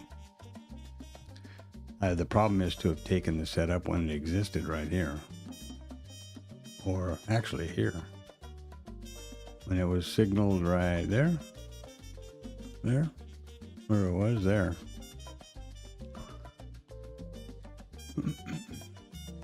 Yeah. Really a big mistake. Be sitting on a 10-point winner with no heat and, you know, just the sky's the limit here.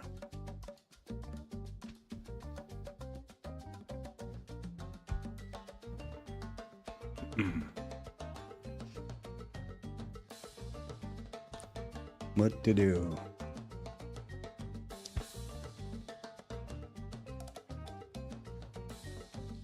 Barring some random, who the hell knows what, geopolitical tweet world, we might just have a normal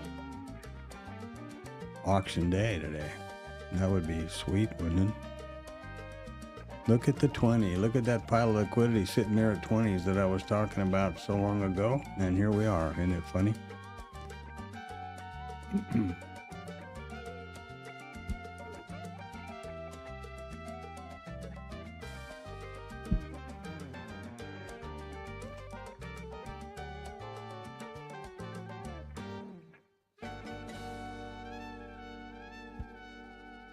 Boy, I'm disappointed.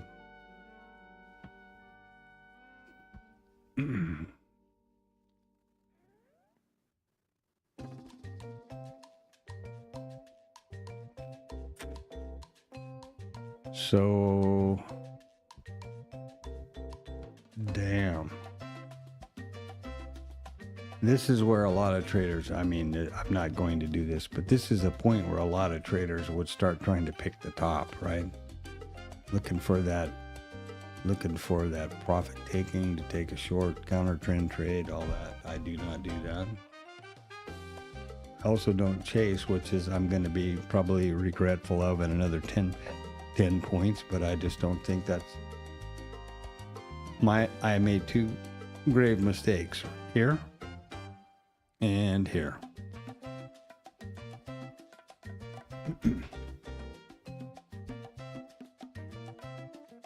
But I'm not gonna double down on stupid. I don't think that would be a very good idea either. And like everything in the rearview mirror, you know, if just any frickin' place, get on along. And aren't you a wizard? The lizard wizard, you know, or the wizard lizard or something.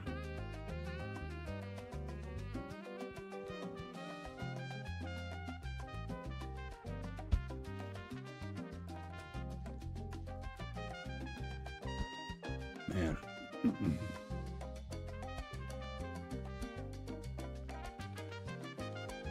Hey Richard, what's up? Hope everything's good in your world. Some beautiful opportunities today, which I didn't avail myself of, but I hope someone else has. and real classic per the data, IB, either front running the IB or the IB stat. Now, the true IB stat pullback on didn't happen, but in this configuration with the data, there's only a 44% probability.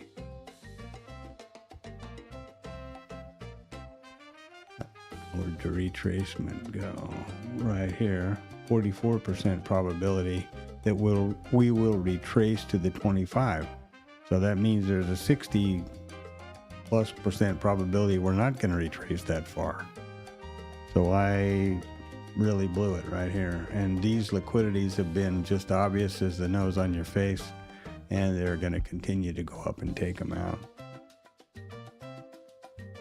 So rather than waiting for this level to be revisited was a bad idea. Would have been, the correct idea would be the long with the stop below the 50, which is 11% probability that price would get back there. I hope, I'm not sure I had the right windows going, but there you go. God damn. Irritating.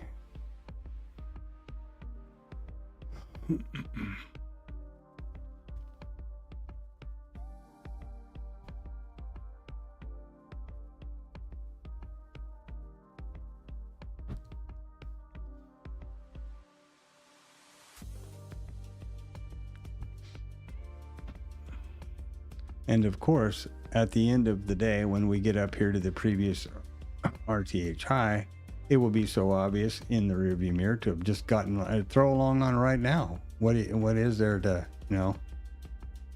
But that would be chasing, in my opinion, and that I have no. What's the data for that? Other than irrational exuberance.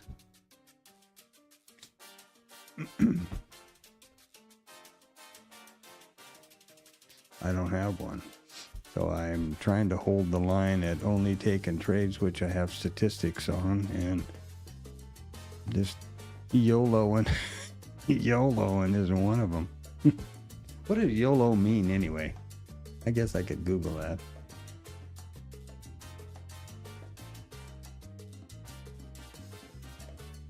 If I thought about it, I'd probably figure it out, but anyway.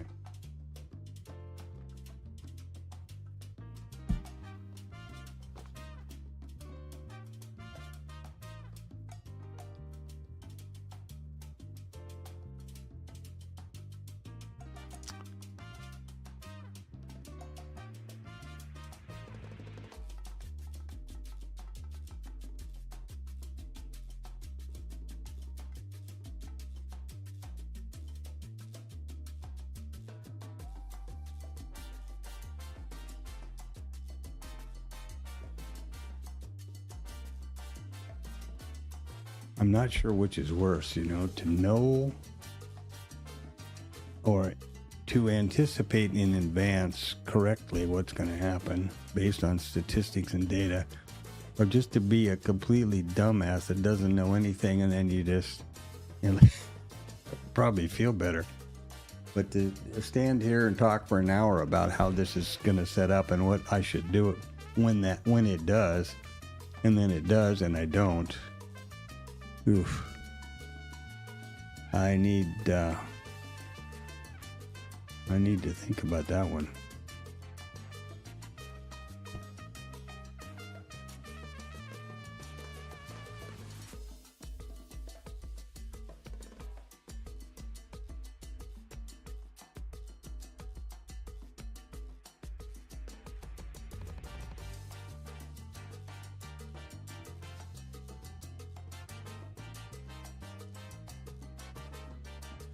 There are those levels of development, the unconscious incompetence, and then the conscious incompetence, and the unconscious, whatever they go, ending up with unconscious competence. I wonder what happens for, I guess that's the second one, conscious incompetence. if that's actually one.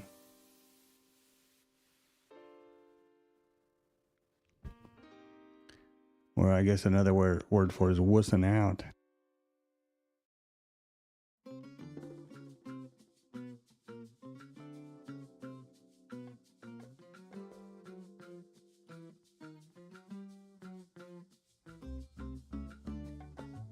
And this is one of the smoothest, most directional, and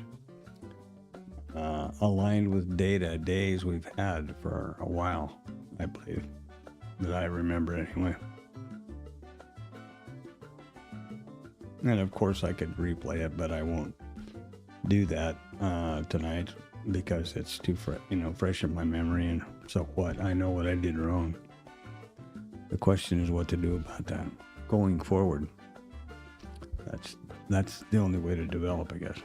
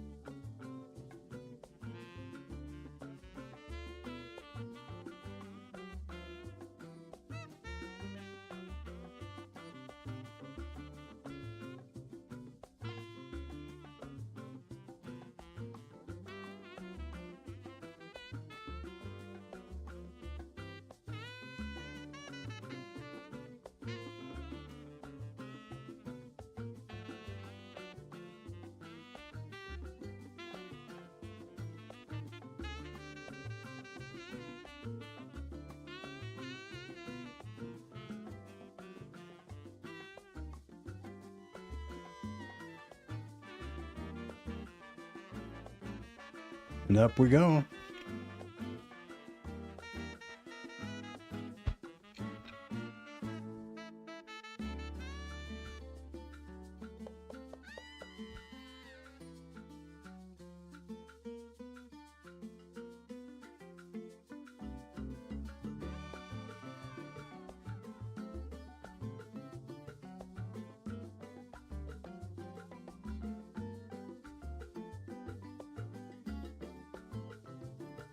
The danger for me in a day like this is to, as it progresses, Monkey Boy just wearing down, just like they say, if you have the faith of a mustard seed, you can move a mountain, or the old one, if you just lean on a tree long enough, you'll push it over. That's what Monkey Boy tries to do in these situations, where I convince myself eventually that, well, it's going to continue to go up. And so when there's a pullback like this, I'm going to go long. And none of that is a vetted setup, and none of that can be allowed to happen. I don't think.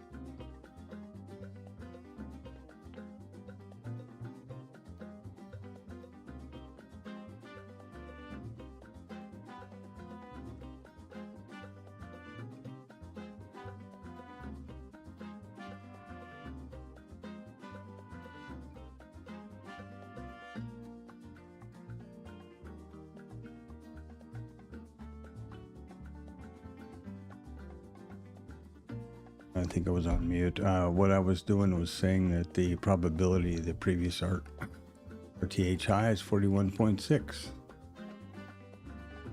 Football. And that this is really frustrating.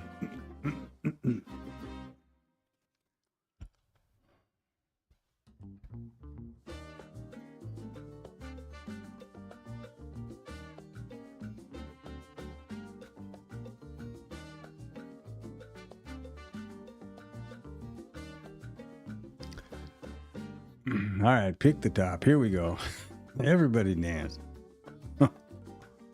This is exactly where Monkey Boy would finally wear me down, and we go, oh, okay, let's go long right here, and then, not be using the hedge and be stopped out. I mean, that is such a typical problem with a lot of traders,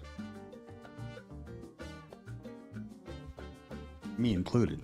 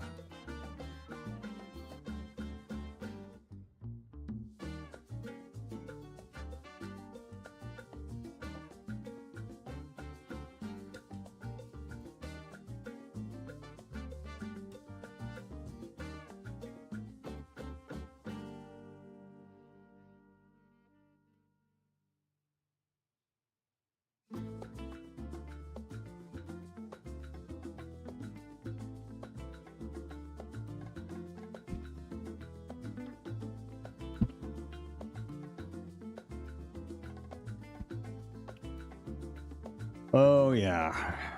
Here we go.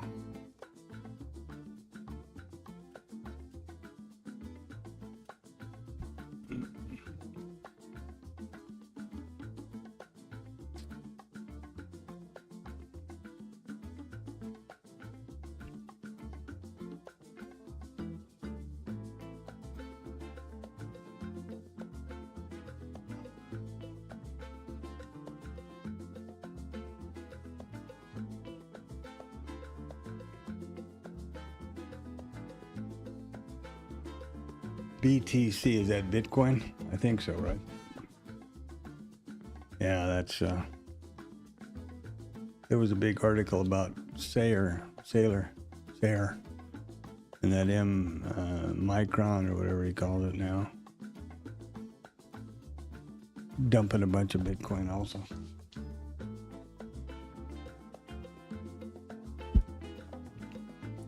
Look at this, son of a, talk about frustrating, huh? So was this, the typical human see patterns wherever you feel like it? Is this a consolidation? Was this a breakout and a retest? And, was that the signal to go along? Essentially, if you look at the liquidity over here, there's a consolidation. They broke it out, they retested back here, and they continued to go long, or they reloaded, whatever you want to say. And here comes that 30 that we anticipated, and then short, out on its trail will be a new all-time high. Of course, we can't have a day go by without a new all-time high. How crazy is that?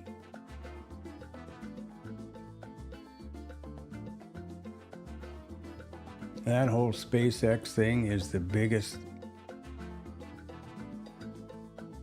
anomaly to me. To be polite and not use the word scam, which I believe it is.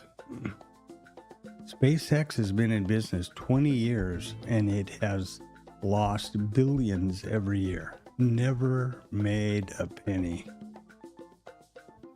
The only part of it that makes any money is the, whatever you call the satellite internet thing.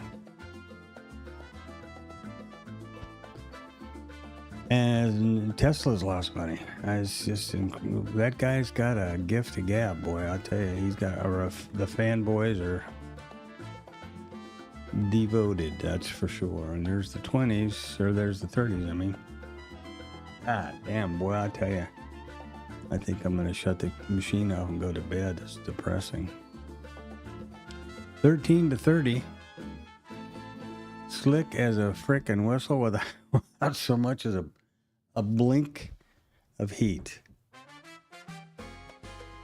I hope one of you guys got on it. Somebody, somehow. Well, sure. Obviously, a lot of people did somewhere.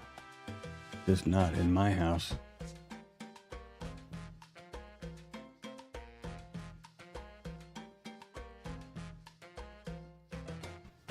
Maybe I'm my own worst enemy. Well, I probably am, for sure, but I'm busy setting up this and streaming that and looking at indicators over here, or, this data and stuff like that. It's just trade the damn thing. I sometimes wonder if it was better off just trade them. I do, unfortunately, believe that the data driven trading is the only real way to do it, because of wrong one, because of the it is the methodology used by the most successful traders in the world. So I don't think I'm one to argue with them that they identify a setup and use data and trade based on probabilities, leaning on the law of large numbers. So that's I'm going to stick with it. But I got to get my finger out of my butt quick.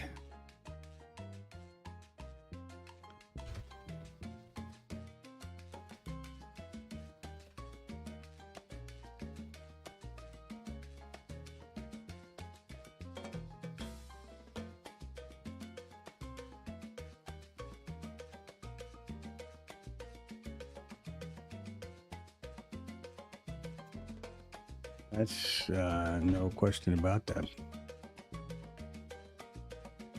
And this would have been a fantastic day. I mean, I would have been, I would have had to close out before now, because I would have been, there's no daily drawdown on these Lucid accounts that I have, but there's a 50% consistency, if I remember correctly. So I would have to close it off at $600 because the profit target's $1,200. So, yeah, would have been a no-brainer day.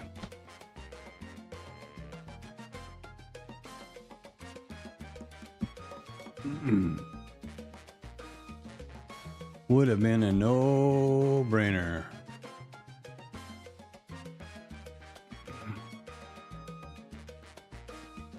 And I'm sure well, I don't know if I'm sure about anything, but I'd say there's a high probability we'll take the all-time highs and push up that previous RTH high. Unless some, news goofiness happens.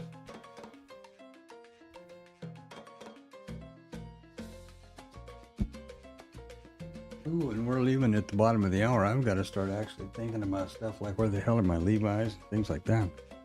I didn't realize the time was going where it's going. Make sure the music's going to be on while I'm gone. How many of those are left?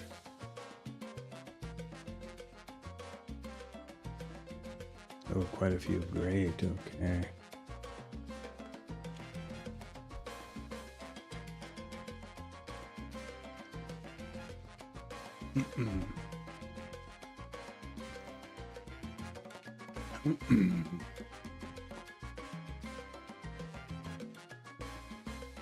Really frustrating, really disappointed in myself.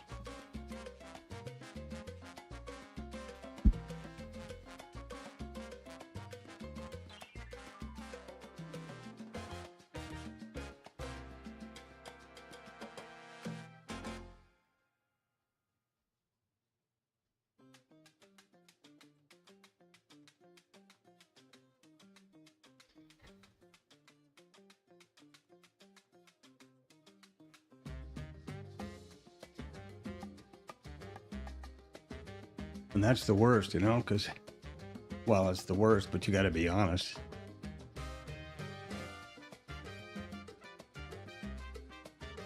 Nobody to blame but yourself.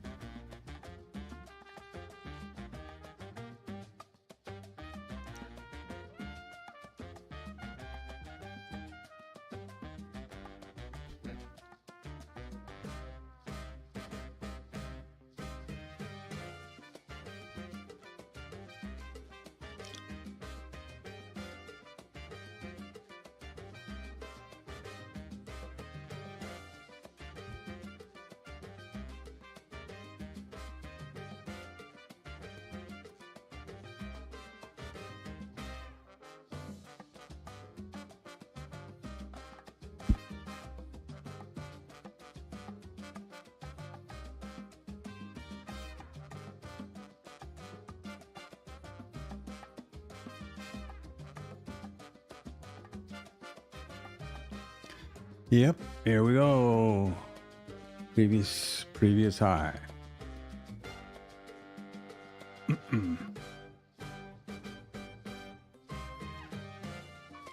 Okay, so I'm going to need to dust off out of here about the bottom of the hour to take the little princess, to her first job.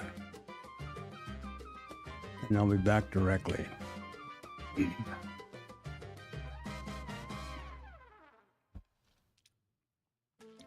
Not that I'm doing any good here, but except frustrating myself. And boy, I'm doing a good job of that. The only thing worse than frustrating yourself, in my opinion, frustrating yourself by not actioning what you have pre-identified would be to do,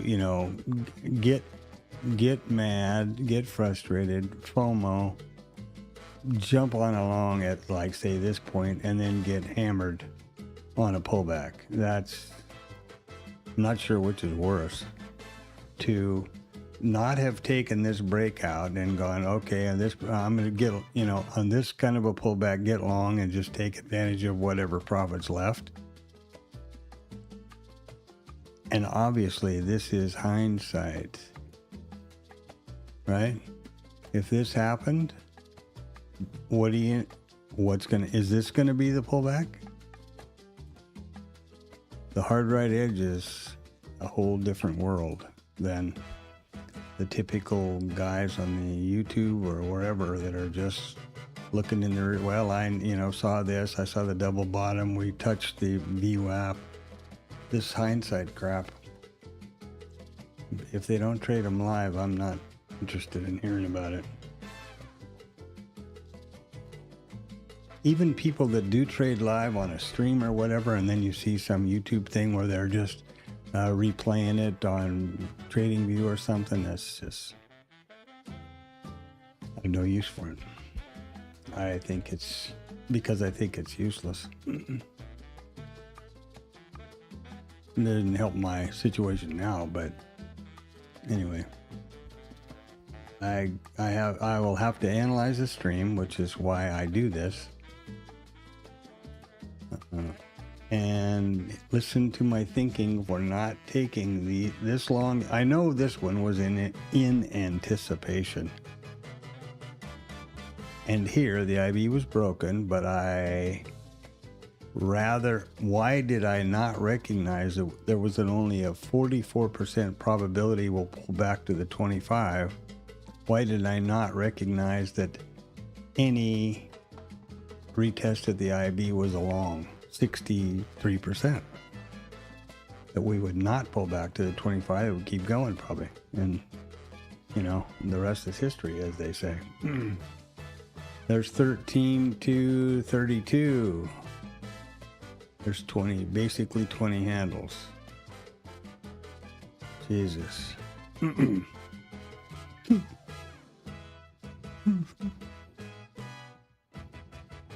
I'll need to review that for sure and listen to. That's the purpose of this narration. As I said before, this is my virtual trading journal, and everything that I'm watching is captured on the screens. And the voiceover here is the only way I can get what I was thinking at the moment into the recording. Probably annoying to some, but that's all I can do.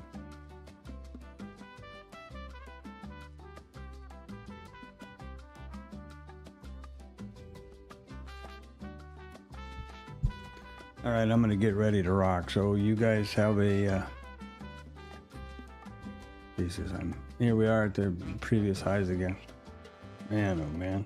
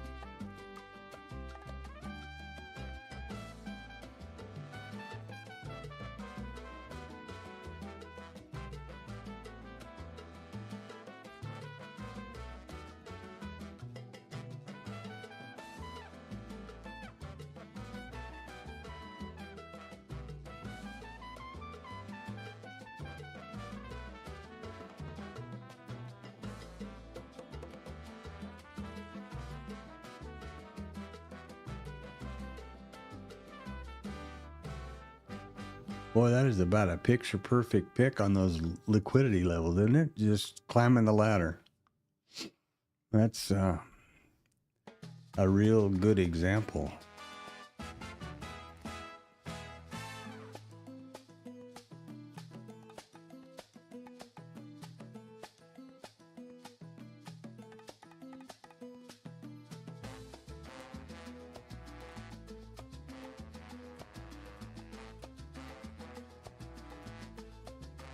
I don't know how I would go about capturing that data or analyzing it, but I wonder what the probability when we put in the IBI, then pull back, and then exceed it, you know? What that probability is of success from this kind of action. I'm just looking at here and now, so obviously it's meaningless, but just happened to think about that.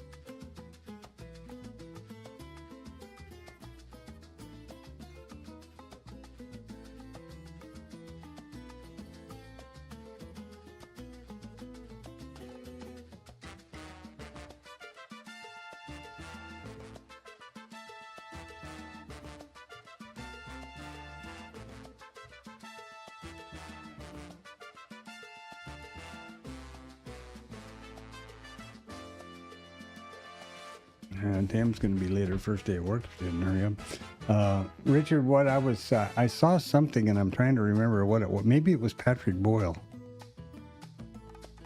Can't think of who else it might have been. That was, discussing the possibility that, or the probability that SpaceX, once its IPOs, will buy Tesla, and that would bring the AI thing into the single corporate umbrella and consolidate. And because Musk has this, I'm the controller of the world, and there's, all of that crap involved in the SpaceX thing, made kind of sense to me. I wish I could think of what it was so I could just let you know, and you could judge for yourself. But yeah, pretty interesting. Pretty interesting how the world is just groveling at their feet with no basis of anything. No profit, no anything else. It's amazing. Just pull a number out of your ass and say this is it.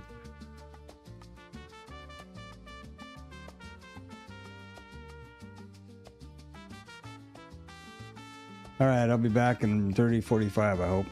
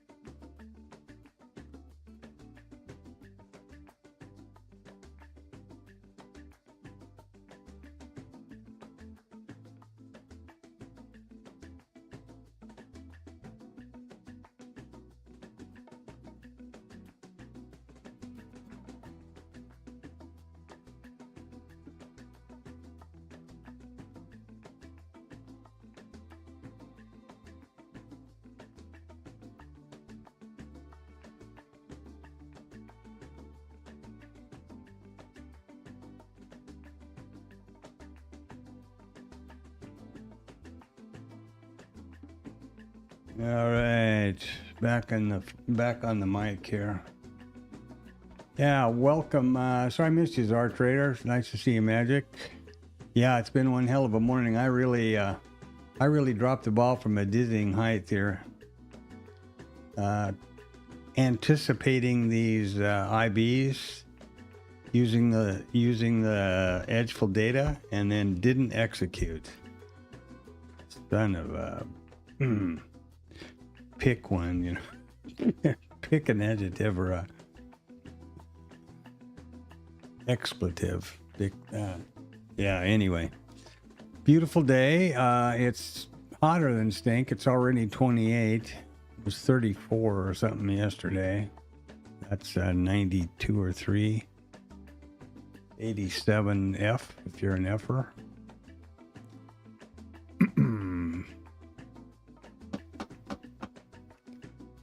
Oh, yeah, Joe Berg.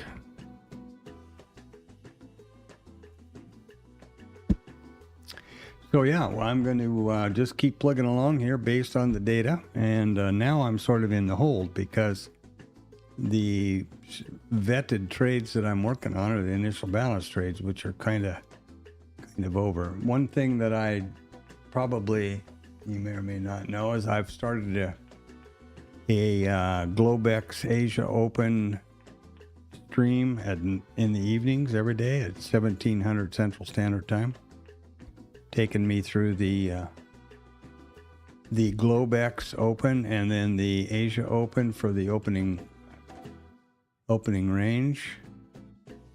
See how that works out. Started that Sunday night and yesterday, so we'll see about that. And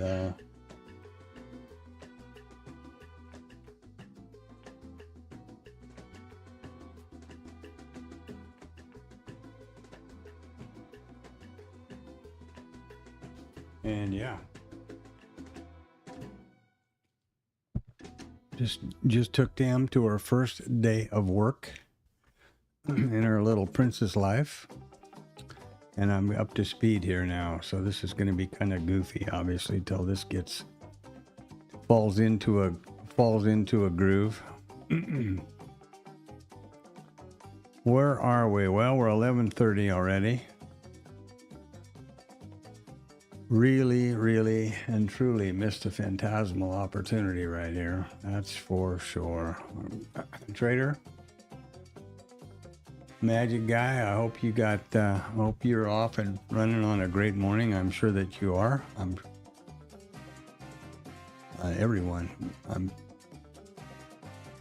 Same story. What do we got going on over here? Let's see what's happening. Well, that worked out pretty well. 98 ticks on that if I took it as it's graphed out here, but as I said earlier in the morning, this isn't a valid trigger.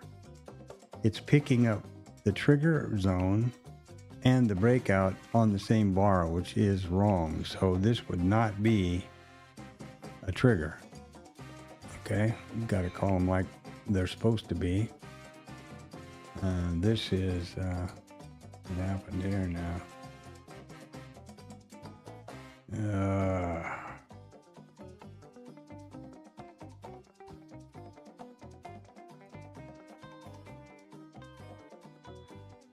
So we have a IB long continuation here per the zones. That's correct, and it's taken out at this is 75 ticks. And maybe this one's fallen back in. This was the original strategy, which I had vetted early on. Worked fine for November, in December, part of January. Then it just fell off the rails and far exceeded the expected consecutive stops. So I pulled it off, active trading, and maybe the market, the edge, the random goofiness come back to, I'll do a back test again and see over the current area and see current data and see what happens. Because that's was my go-to typical strategy for quite a while. Okay, what are we doing in data world here? This is where I dropped the ball this morning. Waiting, I misinterpreted based on the fact that with the initial balance high put in low first, the initial balance high being the most probable, there was a 44% probability that after the initial balance high was taken, that it would retrace to the 25% zone, which means basically right here. Initial balance high is taken right here, retraces, but instead of pulling back to the 25% for the long entry, I should have interpreted that properly. There's only a 44% chance it's going to pull back to here, and an 11% chance it's going to get to the 50s. What does that mean? That means that any retracement between 0 and 25 is the get on spot, right? And I blew it. I didn't take that. Now, this is a traditional way of interpreting after the initial balance has been taken or put in place. This would have been the 50% anticipation of or front running the IB, which would have, of course, in hindsight, everybody's a star, right? So that's where I am today. Pretty disappointed. But, the market presents a continual stream of opportunity. So let's approach it from that point of view. I'm waiting for the next bus. Not sure what that's going to be, though, because my initial balance trades are the ones that I've vetted. So I have to decide what setup to go after next. The IB or the VPOC migration is going to be one of them, based on and with using the new hedge model as a trade management. So let's get back over here and let's go see what Mama wanted.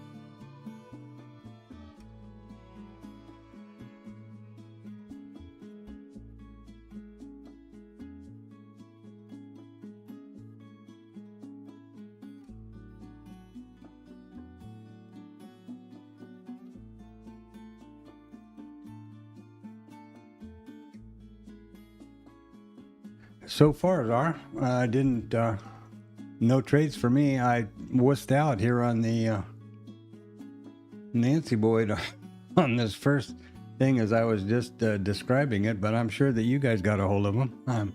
I would hope. And like I also said, I've started a stream in the afternoons now. The Globex Open and the Asian Open. It's the same. I just cover them over, so it starts at 1700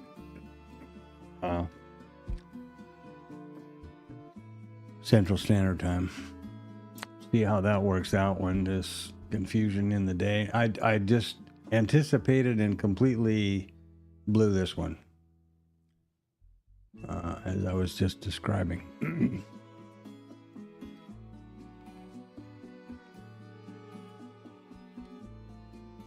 Yeah, that's good for you.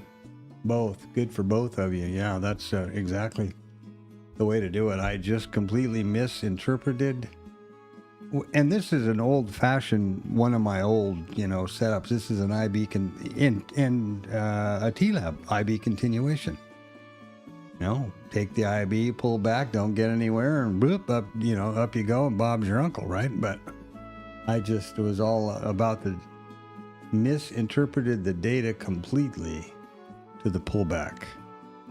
So, yeah. Otherwise, the day is fine. It's warm. It's 28C over here now. And it's only, it's almost 12. It's 11:53.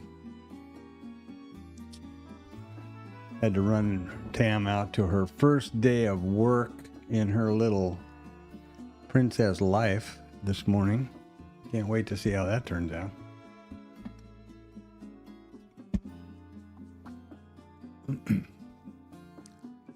I've fortunately been able to see to it that she's had a comfortable and rather sheltered life.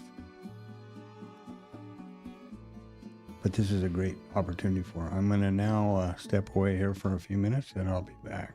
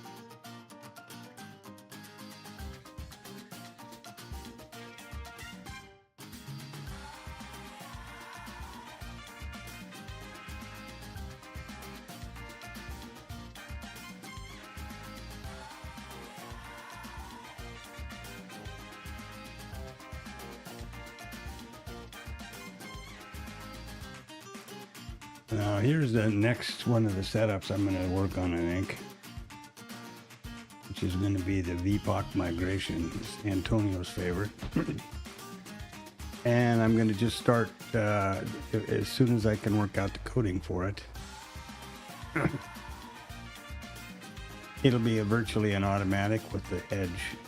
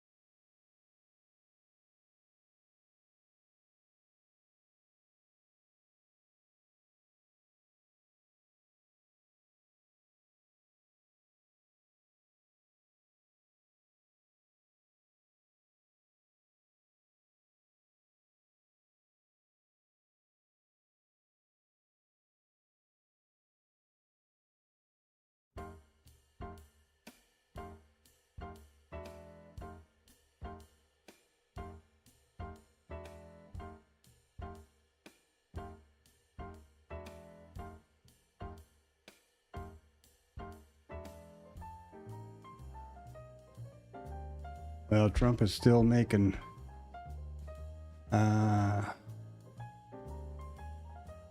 he's on Truth Social. Okay, he's still tweeting here. Okay, I'm gonna. Jesus, it's 10 after 12 already. Oof.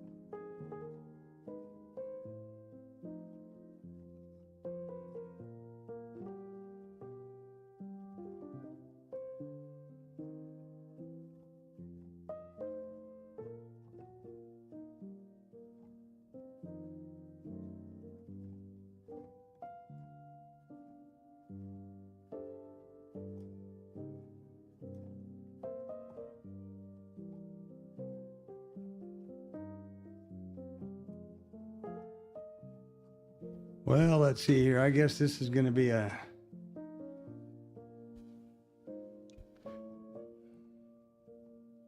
Well, they just tagged right into the previous high and turned it around, huh? Huh. Yeah, this is going to be a pretty goofy day here.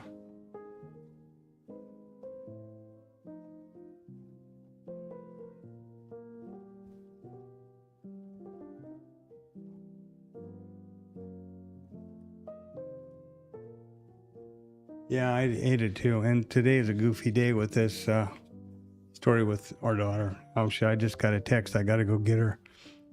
Be out there for her. Pick her up at 1400. So that's going to be, you know, whether we get back in time for the market recap and to close the stream out or not, we'll see. It's going to be crazy days here till I figure all this out. Yeah, no money, no money lost. But on the other hand, every opportunity lost, I view it as money lost, right?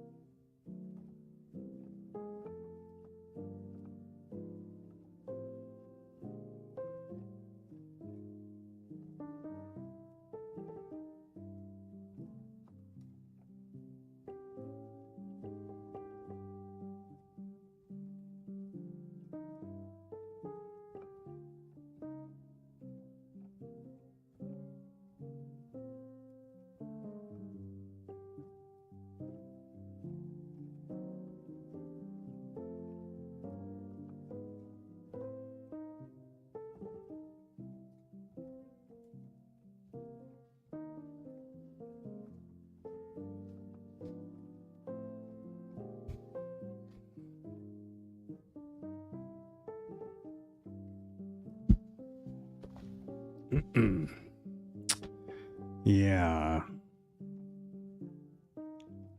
So,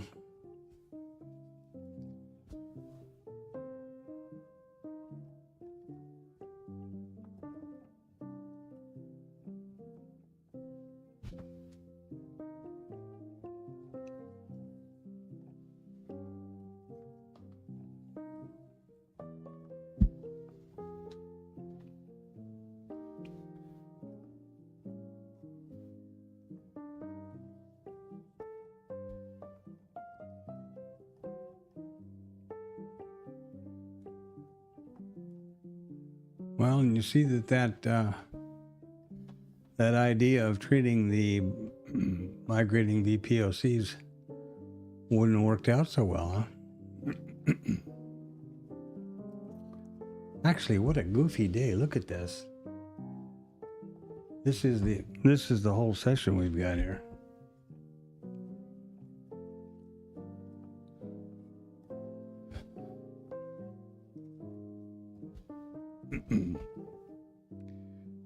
have to take off here in about 15 minutes to go get her.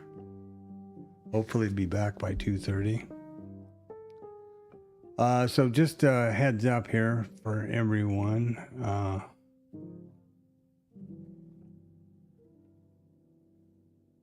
As I suppose everybody knows, this stream is from 8 o'clock Central Standard Time every day until 1500, which is the cash close. And I've now added an abbreviated stream for the Globex Open and Asia Opens, which starts at 1700 Central Standard Time. And we'll see how it works out. I don't know. I'm trying to get myself in a situation here where I have a less tweets or us triggered markets, you know. Today was a beautiful day, though. Today has been a nice market action. And of all, you know, and I don't know whether I said it here in the stream or not, but I actually agreed with something with Trump's opinion this morning when he apparently got really upset with Netanyahu about, what are you trying to do? Why are you doing this when Beirut? We're trying to solve this problem with Iraq. And I thought, good for you. That's what you needed to say, because I agree. So, yeah. And it's not very often you hear me agree with the stuff that's going on back in Washington. Not that anybody back there cares what I think, but you know. So the new stream is every day at the additional stream for the Globex and the Asian Open. Opening range trades are 1700 until around about 2000 in there somewhere.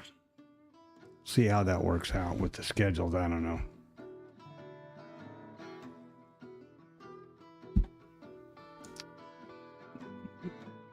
And today I'm going to need to duck out about the bottom of the hour to go get Tam and bring her home from her first day at work. Ooh. We'll probably have to stop by Starbucks for a celebratory coffee of some variety. And then we'll see how this whole schedule plays out. But, you know, we have to remember that life is what happens while we're making other plans. And there are things in this world you have to prioritize. And obviously, family is one of them.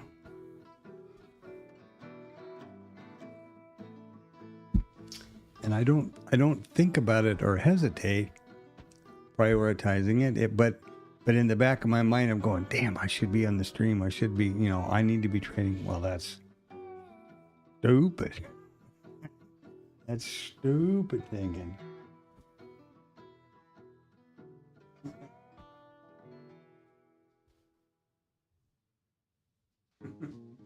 So there we go.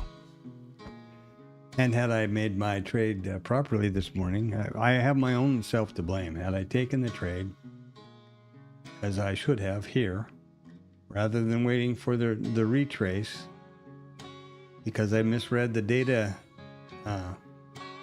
report wrong, well, I would be, well, you know, I wouldn't, there would be no issues. Oh. And I hope everything's going good for everybody else.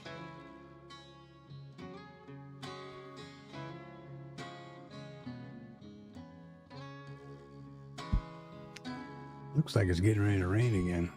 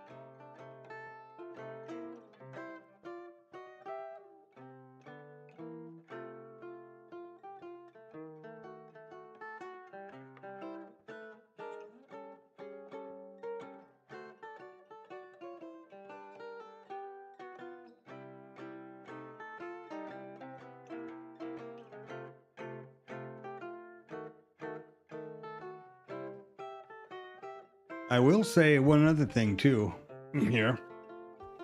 That's a good learning lesson. And I throw it out here for a learning lesson for everybody. Because of the data, I had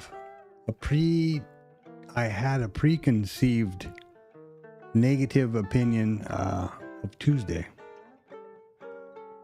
Based on the data, Tuesday has been the poorest performance over 6 months for the initial balance trades. And today was just a beauty, as you well know. But I had, because I've been paying a lot of attention to the data and specifically Edgeful here, I had a pretty dismal opinion about it. And, there you go. Don't have preconceived ideas. What is it? Let's all say it together. Trade what you see, not what you think. Yeah. It's so funny how all of those old traderisms, play out. How often they are almost spot on, or teach you a lesson like me today. And I'm standing here talking the entire time, misread this data pullback right here. Here we come with the breakout. Okay, there's the breakout. Now I articulated, and we can go back to the stream. I was not going to trade in anticipation or front run the level because I don't think that's got a very high success rate. However, there's the breakout. There's the IB. Now I'm looking and was looking with the stream right here. So when the IB high was broken out on the MES, looking back over 6 months on a Tuesday, there's a 44% probability that we're going to pull back to the 25% level. And here's the key. Only an 11% probability we're going to pull back to the 50. So, right here, I didn't react at all properly because there's only a 44% chance we're going to get to here. So, essentially, anywhere within this zone is very definitely a qualified long, with your stop just below the 50, because you've only got 11% probability when you get down here. And again, IB high, 25%, 50%, and then this would be the 25 off the bottom or 75 from the top. And that would have been a absolutely valid, vetted, data-driven trade. So my misinterpretation here, coupled with my, a little bit of hesitation about Tuesdays,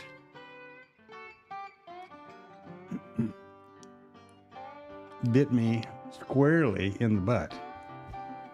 Not in the terms of a loss, but as I said, I look at a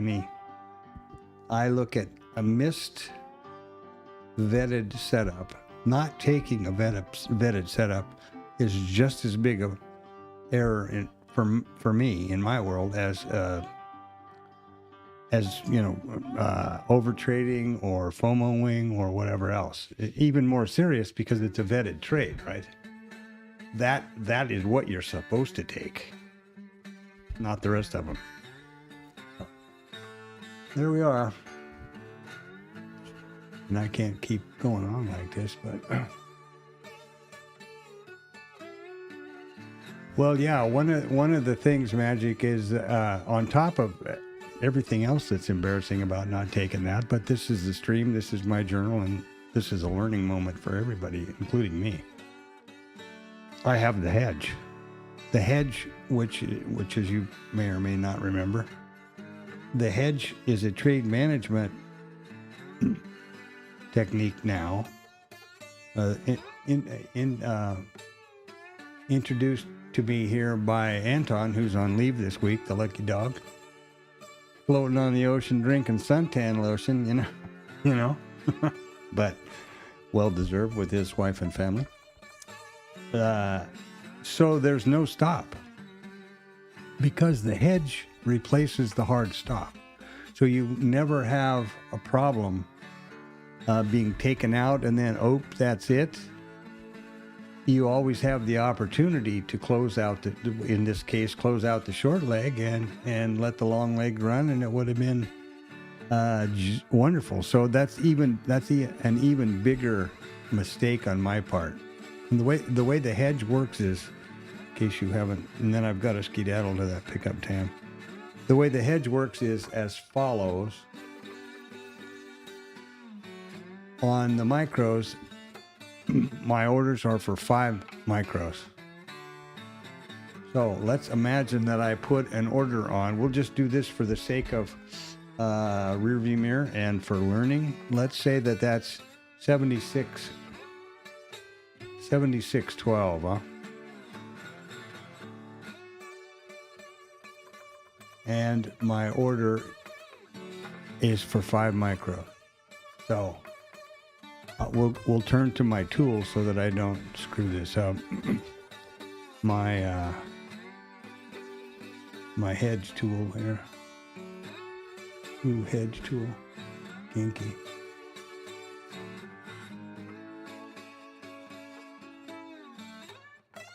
So the hedge tool is right here.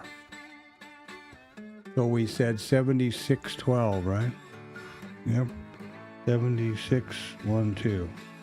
That's the entry for 5 lots. The stop in this case is 3 points or 12 ticks. That means that here's our entry. If price pulls back to 7609 is where the stop would be typically to take you out at a full loss. Now let's look over here at 1209 right there. Price never even got close to 09. See here? Here? Never even got close. That would be the stop. However, if it did, the system would, rather than take a full stop, go long another 5, bringing the average price to 76.10 half or 10 micros, and go short at the same moment, go short 1 mini. Now this is a full hedge. If price goes out the bottom or up to the top, the worst that can possibly happen is 1.5 point loss. So what you do is price can go down, price can go up, price can do whatever it does. And when it comes back through and indicates that it's going to go in the original direction, you take off the, now let's pretend that we never got to our stop, but let's imagine that we did and we got entered. Now when price comes back to back to the entry, we take off the short leg at 7612. That's 3 points. Our break even is right here at 7613 half. So 76, where'd we go? 13. So when price comes back through here, wherever we went, 7613 half, right there. When price comes back through 7613 half, that's scratch. And the rest of this is pure profit. So I really double blew it because I have also prepared this, and I backtest and trade this on replay for a couple of weeks now, every night, several over data that I don't know, back a few weeks that I don't remember what I had for breakfast, so that's easy for me. But that's how the whole hedge thing works. So on top of being a dork and not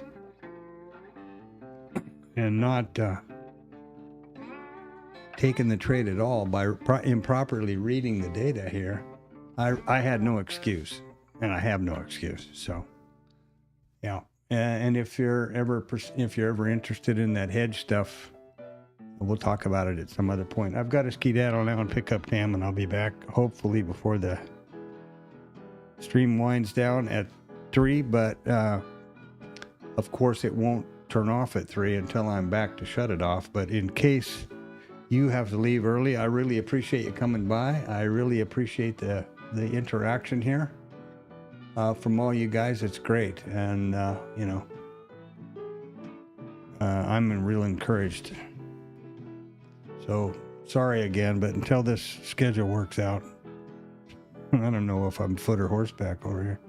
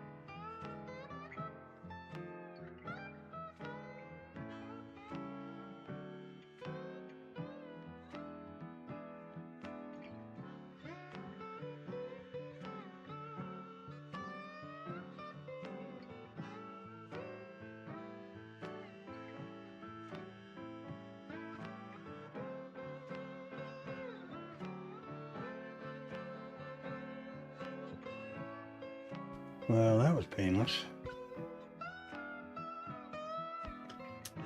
What a miss, what a miss, what a miss. Well, we did a bounce off the mid, and so this is a potential trade set up from TLab, which is a mid VWAP VPOC.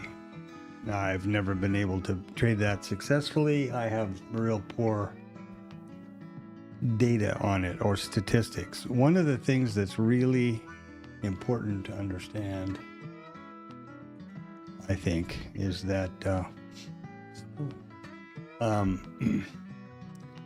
a lot of people talk about statistics and this and that, and this is a structured trade or a whatever, vetted trade or something.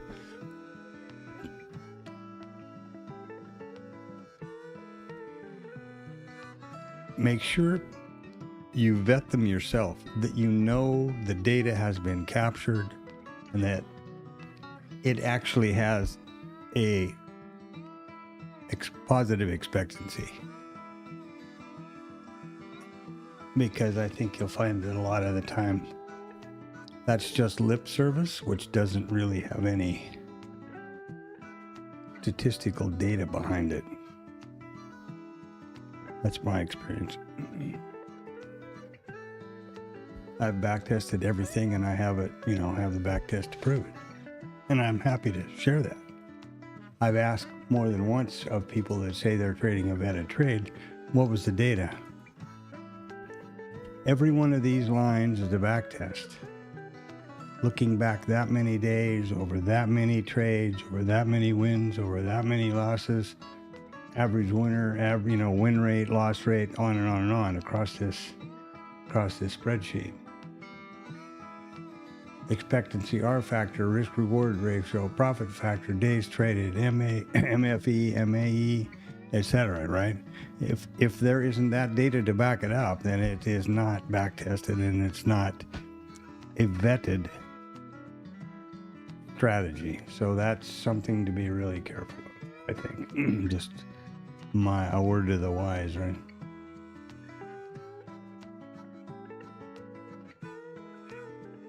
And I can say that in the data that I did collect previously to using IRT's data, I collected it from trades.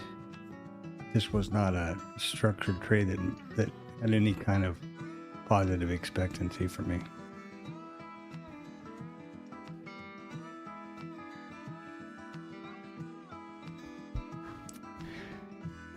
Now I just discovered, I just learned the good news that I am now up every morning at 4:30 for the foreseeable future.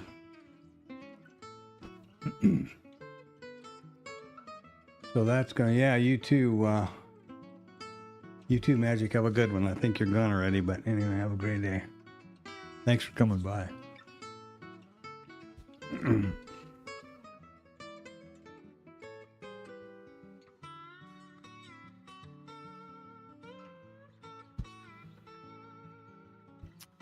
And here we are at the bottom of the hour, where typically I do the market recap.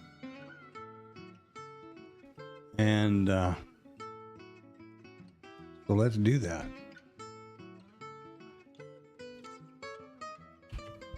There we are. There's the entire trading session. We've got Blue Boy right here, the opening print. There's the open.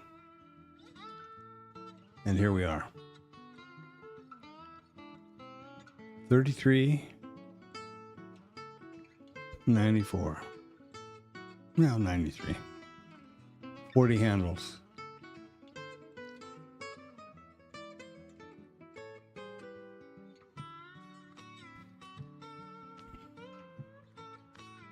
It's not over yet, but there you are.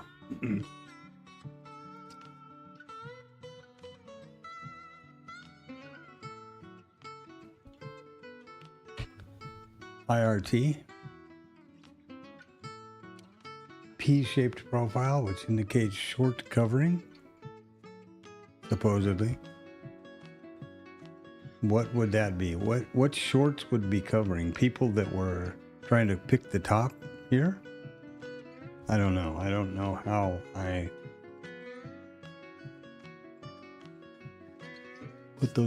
put all that stuff together logically.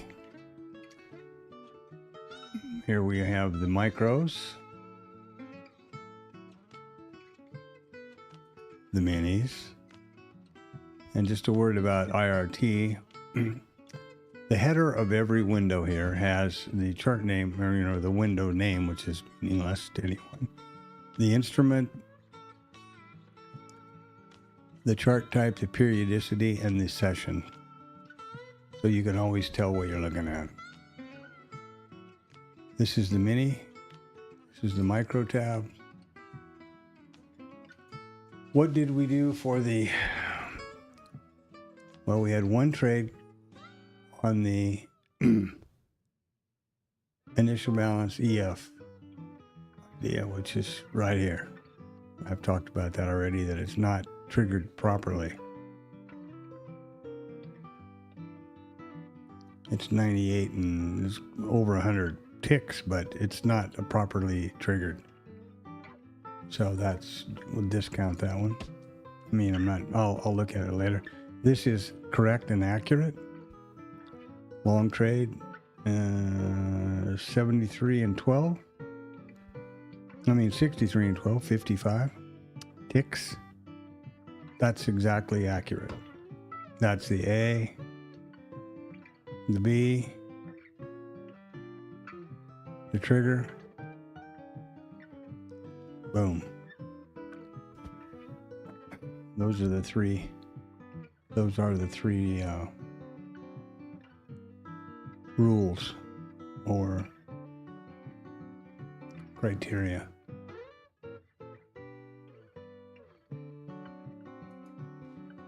So tomorrow, let's have a look at what we can expect from our friends in the news. This is investing.com. Focuses on traditional economic news and reports. You can filter it for wherever you are. Let's look at tomorrow.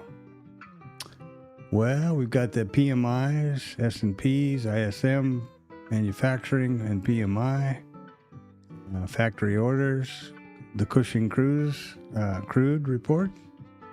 But these are the key non-farm payroll employment change for May.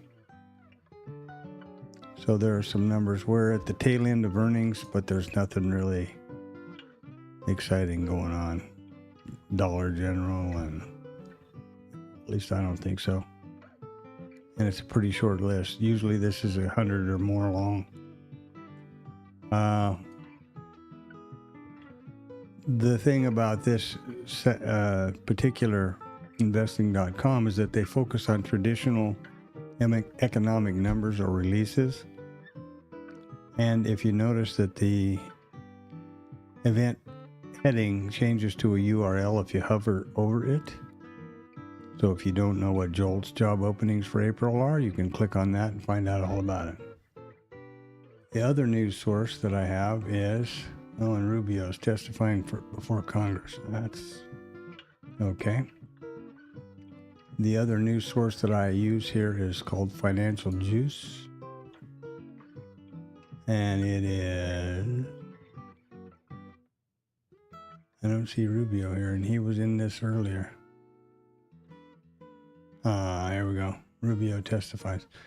Financial Juice has a similar calendar, but they pull non-traditional economic events into the calendar, which they understand has risk potential for the auction. In the case of, no political comment, but Rubio, Bessent, Trump, certainly, any of those guys getting around a microphone, they might say something and you don't know what that might be. And it could have a risk to the market is up or down. Any kind of a dramatic movement in either direction is risk to our auction and to your potential position that you might be in. And our mission as traders today is to preserve our accounts first and foremost. And the only way you do that, the fundamental way you do that, is risk management. And if you don't know about a potential risk, it's impossible to mitigate or manage it. So I really appreciate that they pull these in. This side is a squawk box, more or less, and it's fairly, there's Rubio, and here's Trump saying something on Truth Social. And this is where we will have the market on closing balance at 1450. So we've got some reports out in the morning. It's Wednesday, so there's always going to be the crude report, Cushing, and that's with all of this dust up going on in the Straits of Hormuz, that's important. So let's stand by and see what happens here at the 50. And we'll take it from there.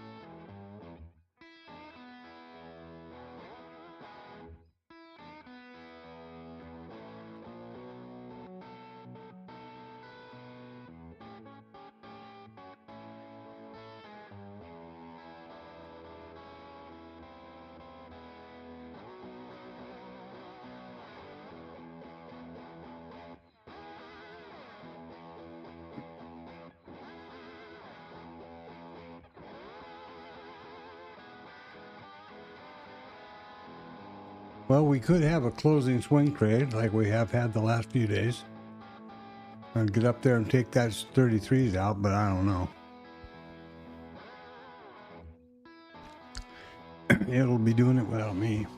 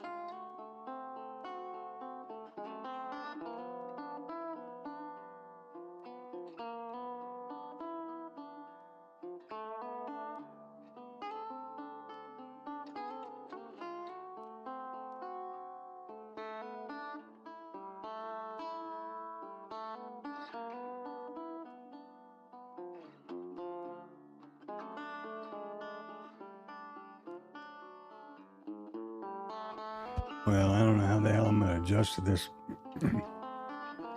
immediate schedule change here. Getting up at 4:30 in the morning sounds kind of... I was thinking 6, or it's kind of early.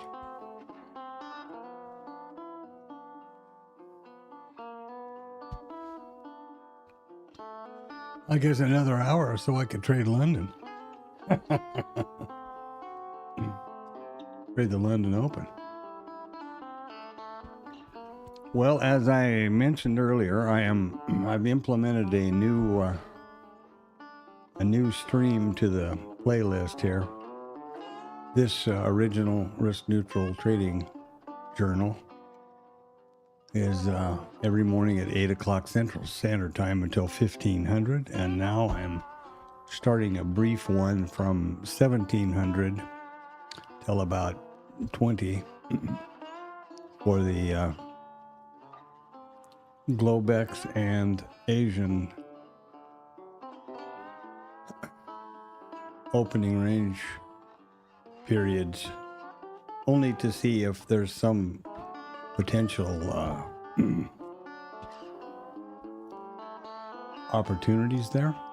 If not, I won't continue. But I mean, I'm not. My goal in life is not to be a YouTube presenter 24/7. But I do have a commitment not to take any trades off the stream. So if I'm going to be watching the Globex and the Asian Open for those opening range trade opportunities, I have to have a stream going to capture that. That's the thinking. Now we got about another 6 minutes or so for the market on close, and then we're going to wrap this trading session, which is the cash market, 0830 until 1500 every Central Standard Time.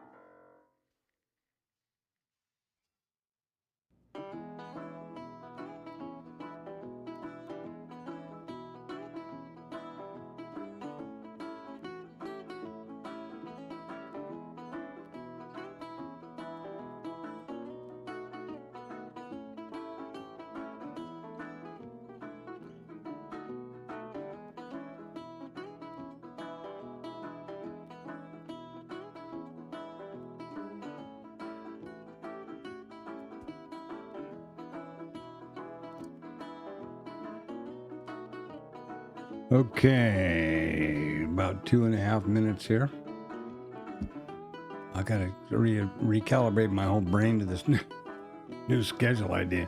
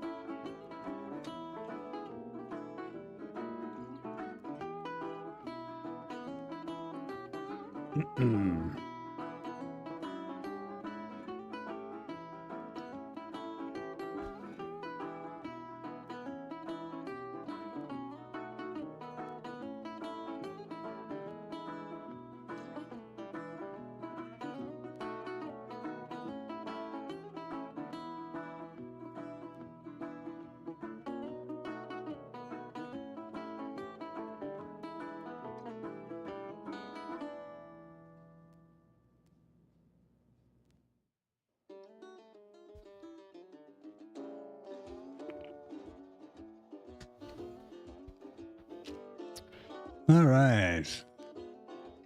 Let's see what we get for the market on close imbalance. This used to be quite a big event. It used to pop, several points both ways, or in one or more directions. But lately, with all this geopolitical uncertainty and random volatility, this market on close has kind of lost its fire, lost its horsepower.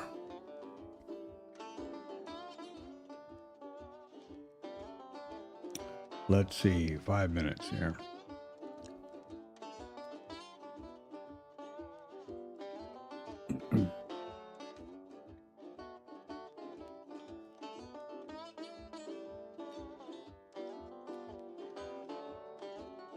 And there we go, a little bit of a pop. This is not to say we won't have a big market on close imbalance. Watch this flash in liquidity up here at 30.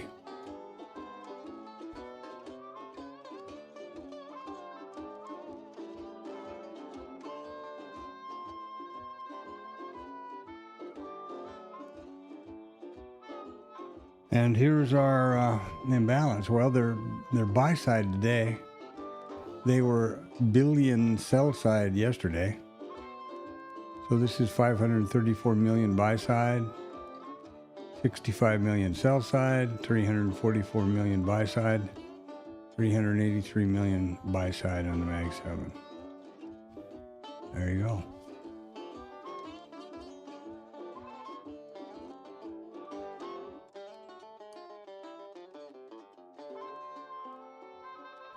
All right, so we are going to wrap this up here at about 10 minutes.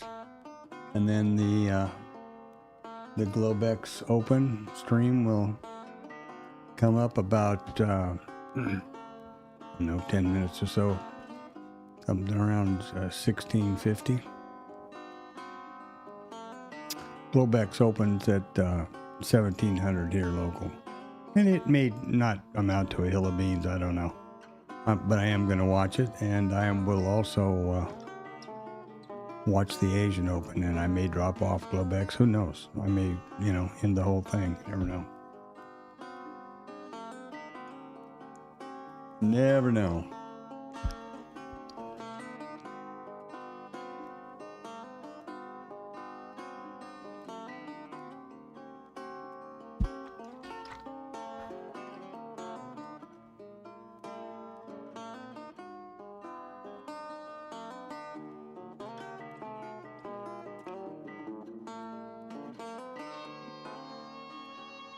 And again, we could get the closing swing trade and take out the highs. There's another hour in the market after 1500. Don't forget. And actually, this is pretty interesting. I don't know where the data is coming from, but for example, this was yesterday's RTH session close. This was the Globex Open at 1700, and the first hour of trade. But the market was ticking over. They were getting data through here. Whoever this data provider is, they were getting data straight through the market to here. I was not aware that was even possible, frankly. because this is 1600. Ah, that's the problem. That's the problem. Never mind. Never mind. This is the cash. They've got this set for the cash, not for the extended, which is the additional hour. Okay. Well, I learned something new there by, I never really thought about it. I just noticed that last night and I thought, that looks kind of weird. But I didn't realize that this session indicator that Edgeful puts out here is the cash market only, which is 1500. So there's the additional hour. And bingo, there's the open. Okay. That makes perfect sense. So, got about 5 minutes to go here for the closing swing trade to kick in, if they're going to do it.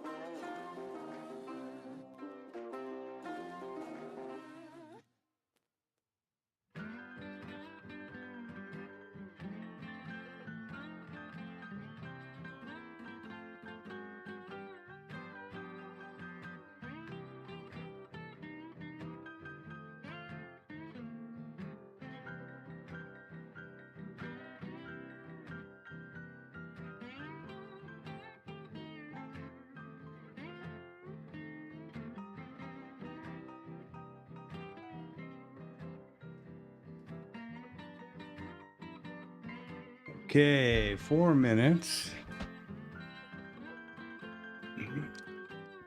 So I really appreciate passing through the stream. Like and subscribe would be great. Contribute in the chat is super. This is my virtual trading journal, so it's not a my way or the highway. It's just what I'm doing at the moment, and I'm really all ears to learn any suggestions or comments from anybody.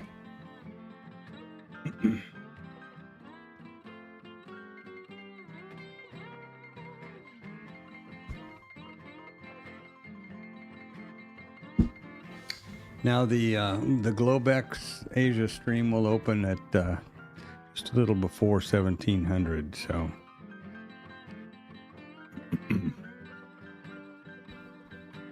a couple hours. Get outside and get a 4 or 5 miles in the heat. It's 28, which is about 90, 87.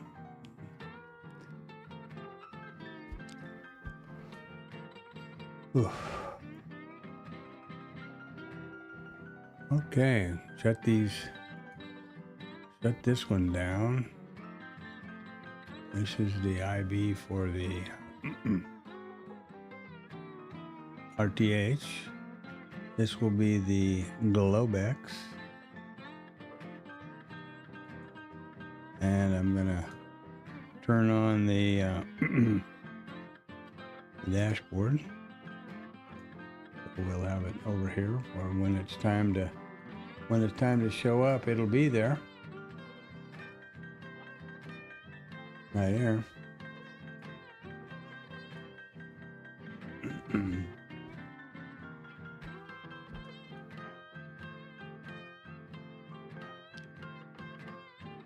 Minute and a half. Remember now that the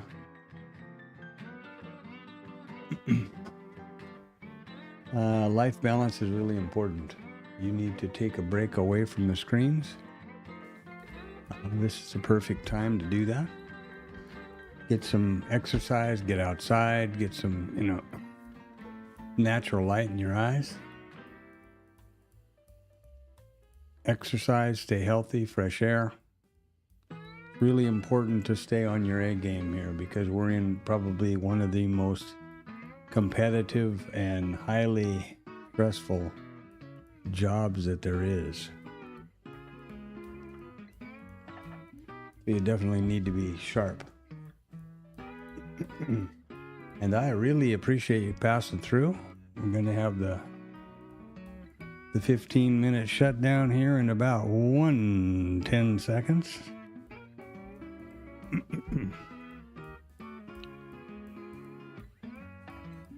And then the new stream will come up online about, I don't know, 16:45, 16:50 for this 1700 open, or maybe even quicker than that, or later than that. It's not really real prep to do. We know the market already, and no pre-market or anything to set up.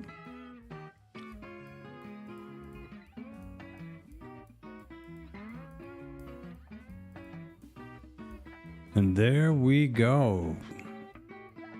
Bingo. There's 1500. That's 17 hours on the streaming clock. I appreciate it very much. Remember, there's going to be the Globex and the Asia stream starting at 1700 Central Standard Time, and the usual every day, as for the past quite a long time now, quite a number of days, a year or more, I guess, maybe. This stream starts at 800 Central Standard Time with the pre-market, the reports, setup, the statistics.